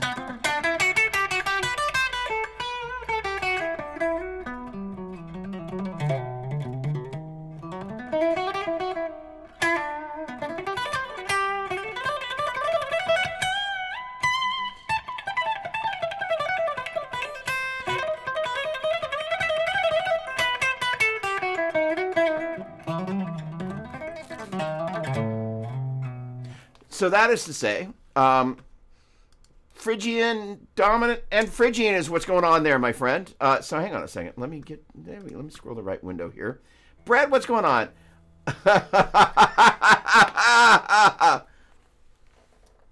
Okay, hang on. Let me just cruise through here real quick. No, that sounds great, by the way, Philip. Thank you for sending that through. What kind of 8-string was that, by the way? Okay. Hola, que pasa, Mario? No, that's a killer profile shot. Am I ready for NAMM? Not yet. I have a huge amount of really fun work to do in preparation for that. So the great thing about those NAMM panels is I'm going to fly in some demos that some of the other partners are doing, but I'm also going to be doing some Strand. Oh, nice. Strandberg's a killer, by the way. I'm going to be flying in some demos from with little micro demos, I call them, around specific pieces of gear. So it's a matter of making the choices that go into that and then actually doing that. Yes, I will be busy. Mike Rand, is there anything that I'm looking forward to? So most of the stuff going into NAMM, any of the cool stuff, usually I'll find out about stuff that's quote unquote under embargo. But I'm excited. Honestly, I really want to go by the Gibson Mesa Boogie booth. I'm in all selfish reasons. There you go. Curious, are you using an amp with some sort of IR setup, or are you using modeling, or a combination of the two? Sounded killer, by the way. Very clear, very crisp. Well done. Excellent job. All right. Brett, I hate the silent stage demands. That's so funny. Hang on a second. I've got my mouse over it. There we go. Always subject to the sound man, who in churches are usually very untrained volunteers who are just there in the booth because no one else wants to be there. And never hear myself or the band properly. Okay. Boy, so the funny thing is,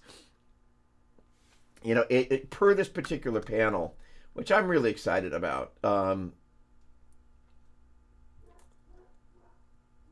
raising up your sound team. So, one of the things, whether I'm holding, an 8-string, or whether I'm playing at church, is that as an quote unquote a musical elder, right? One of the responsibilities is being helping other musicians get better at their craft, whatever that craft is, in the ways that you can. It comes with the territory, in my opinion. So many of us, we live in a very consumer-based society, and I think one of the ways, and I don't have a problem with consumption, in case you hadn't noticed, But the thing is, I think contribution for me is one of the ways that I feel I get a chance to be part of a community. I mean, that's kind of the heart and soul of what we do here. 3 hours and 1 minute later. So much for this being a short show.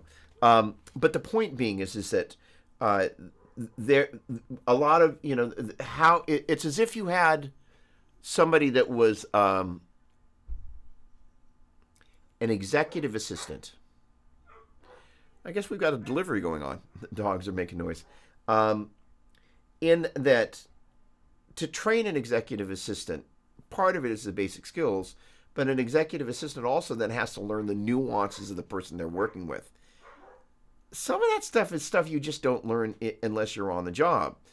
And unlike an executive assistant, mixing sound is there's so much nuance. There's I guess maybe not having been an executive assistant, but I will make the analogy of dealing with where an executive assistant is usually dealing with one personality to whatever varying degree of difficulty. Musicians are a difficult bunch to corral. Generally, we're pretty cool, but every so often we can both be demanding and difficult to work with. Have you ever tried to watch, sound check a group of musicians? The bass players almost always, if they can know how to funk, they seem to figure out the one time they can get away with funking is actually during the middle of sound check. You just basically want to... different conversation. Gently, of course. I don't mean physically. But the point being is that there is a certain amount of herding cats that goes on. Then there's a certain amount of... It's actually really hard to train up a sound person. So that's one of the reasons we're speaking to that. But it's one of the challenges. That said... silent stage, it's an interesting thing, having kind of been doing the church thing for 20 plus years. I've learned to appreciate dimensions of the silent stage, as well as the ability to actually have musicians that can control and manage their volume. The challenge is, and per your point about the sound team, the same thing has a tendency to be true of all volunteers, which they're varying levels. I'm really fortunate that the really small church that I'm at, the level of musicianship is so exceptionally high. And I'm not talking about myself. I'm saying the people that I get a chance to be on the platform with, I'm kind of like, this is not normal. And in particular, the worship leader, she is just off the charts. But your average church is kind of like, you get who you get. And that includes the sound team. So yes, it's a frustrating thing. I'm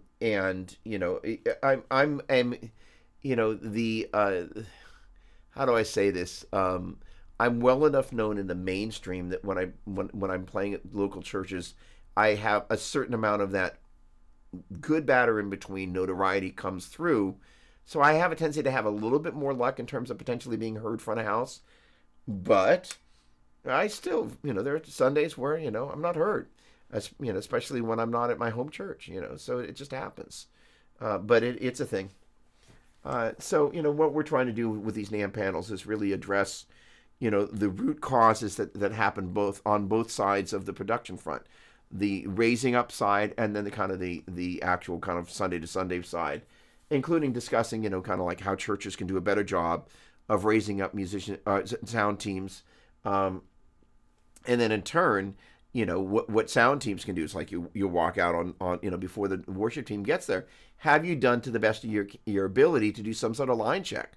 So it says, for a fact that, when the keyboardist walks up and, whether it's via, sounds that are on their laptop or whether the tracks that they're going to potentially load on there, or, the Nord or whatever, you fill in the blank keyboard flavor of the decade is, that they're going to walk up and everything's going to work. So there's a certain amount of getting ahead of that stuff.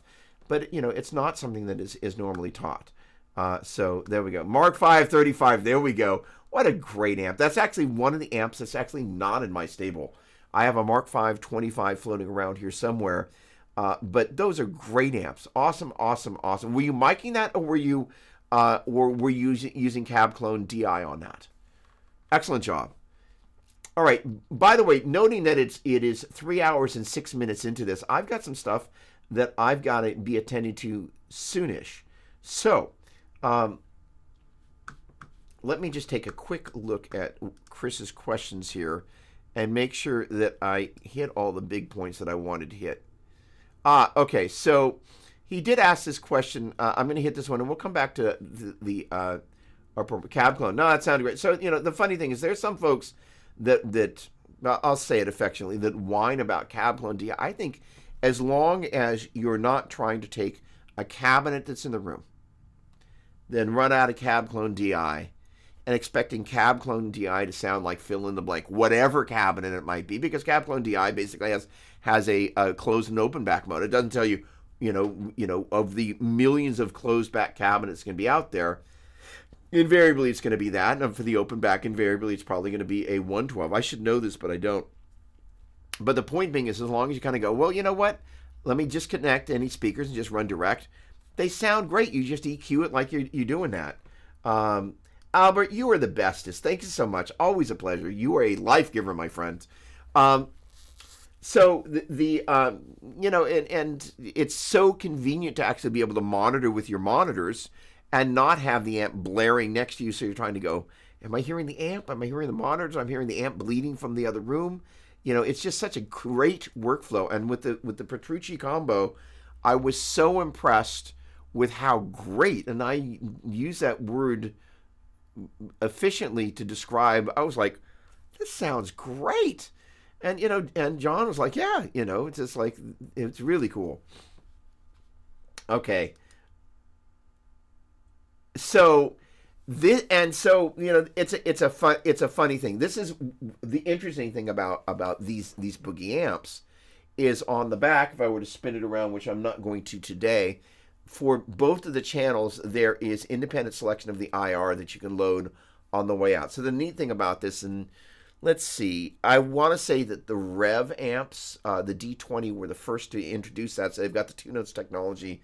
So you have kind of the best of both worlds. You've got a literally legit tube amp with the Revs that you can run at 20 or 4 watts. Those are great amps. You can manipulate the power amp section. You can manipulate the preamp section. You can deep edit to your heart's content in the 2-notes wall of sound plugin. Push the outcome of that to your Rev on a preset basis. Really smart amp. At the same time, Cab Clone IR, which by the way is based on, wait for it, 2-notes technology, appeared at the same time. Wait a second, Nicholas Del Drago. Okay, now I'm going to have to go to show and tell. Hang on. Don't go anywhere. So the funny thing is, let's see. Hey, Nicholas, you can tell me, 652, was it 6520565? What was the number over there? All right, hang on. I got one. Hang on, Nicholas. I'm almost done. There's the other one. Where is it? No, it's not here. So Nicholas, St. Nicholas. So this is going to be a moment of fun that is so awesome. So Nicholas, do you remember this? Remember 1980 when you sold me my CE1 at Leo's Music from behind the counter? So Nicholas Del Drago is a Bay Area legend and a dear friend, and just like myself, just kind of been here for the long run. But Nicholas was the basically worked the effects counter at Leo's Music. 6520565 I thought was the number, but he sold me my CE1, so I've had this puppy all these years. Still got the box, which is pretty darn cool. In any case. My Roland RE150, I also bought from Nicholas back in the day. So, it was a Bay Area thing. In any case, very, very cool. Nicholas, Happy New Year, my friend. Okay. Sound people love me because I can go direct to the board with Kaplan. No, dude, it's a great sound. And the whole thing is that, the great thing about these Boogie amps that I really, again, so the PT... There was a Lunchbox Pete Thorne amp that came out. I don't know if that's still out, but that also had IRs built into it. And that to me is like the modern amplifier, whether it's Cab DI, which is technically it's an emulation as opposed to an actual IR. Still flipping sounds great, And again, with that, I found the nuance was. Ideally, you don't want to be running a cabinet at the same time as you're fine-tuning your sounds, because it means that you can really fine-tune your sound for your monitors or front of house without kind of going, well, I want to make the cabinet sound like this. That's where that was the kind of the one area where I was like, okay, when I first used Cab Clone DI, I was like, okay, for me, it's kind of a one or the other thing to get best results. So the great thing about the little Badlander here is it's a small form factor compared to the larger Badlanders that are back there. In terms of the 112 combo, this is going to be my new fly amp, my Mark 525, wherever it is. It's an interesting problem to have. It's like I can't see it. My Mark 525 is floating around somewhere. So it is. That's been my fly rig. Oh, there it is. Hang on.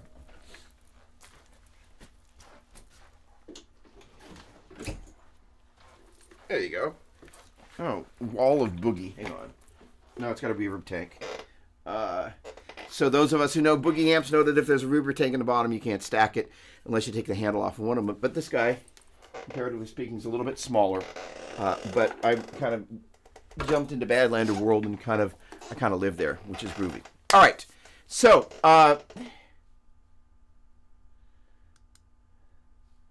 Randall Smith delivered every single feature I requested on the Boogie Board, Grail Tone forums, back in 2012. Cab Clone, 2 5-band graphic EQs. Mark 7 is basically everything I could ever ask for. The crazy thing, and we're going to close on this. First of all, thanks for hanging out, everybody. What a great way to start the year.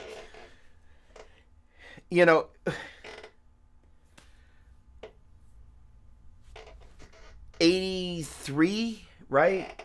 Late 82, 83, whatever the heck the date is. The number of things that Randall has done, starting with just a little Princeton reverb circuit and just kind of going, what if? And the different form factors and just the ability, the funny thing is that most people, these days people are trying to build their imitation whatever. Where actually, Randall was just like, hey, I love a great tweed circuit. What's my take on a tweed circuit? Can I make a tweed amp that's got reverb and sounds great? And the ability to just kind of go, hey, I love these circuits. And instead of, the interesting thing that I'm consistently taken with is that there is a certain amount, I get onto Craigslist and I kind of go, imitation Les Paul, imitation Les Paul, imitation Les Paul, imitation ES, imitation blah, blah, blah. Versus people that actually kind of go, and first of all, not everybody is going to be a Randall Smith. I get that. But so much energy is spent at being imitators versus, kind of like, hey, what can I do that is legitimately unique, right? And like there's so many things, like I'm going to put a graphic EQ on an amp. Holy flippin' cow. By the way, I'm going to put MIDI on, and I had this conversation with Trent, the infamous Trent. Apparently, the Quad apparently was the first place that MIDI showed up prior to the Triaxis. But I'm gonna go ahead and put Cab Clone IR and DI and those sorts of features. So in any case, Charles, the great thing about this company is that they actually do listen to folks like yourself. And every so often I'm making noise. Hey, Gary Brower messaged me.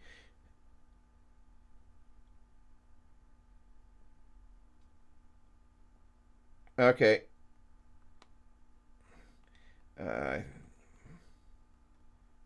right. Good. All right. So the point being, oh, interesting. So this is, I did not see, Chris, thanks so much, the Tone Talk stream. So, the interesting thing is that there's an amp that's here that's on loan that is a 6L6 Friedman amplifier, which is in my opinion really different sounding than the EL34s, and I was like, wow, really. What's interesting is that traditionally the EL34 builds are kind of there. So there's an amp that's here on loan that I'm looking at. That's a Jose modded JCM 800. So right now the Jose thing is really heating up. A lot of people are like, I'm seeing, quote unquote, the Jose mod on amps, and I'm pretty sure Jose never did any work on, at least, that were not the ones that he's known for. He probably worked on whatever was in front of him.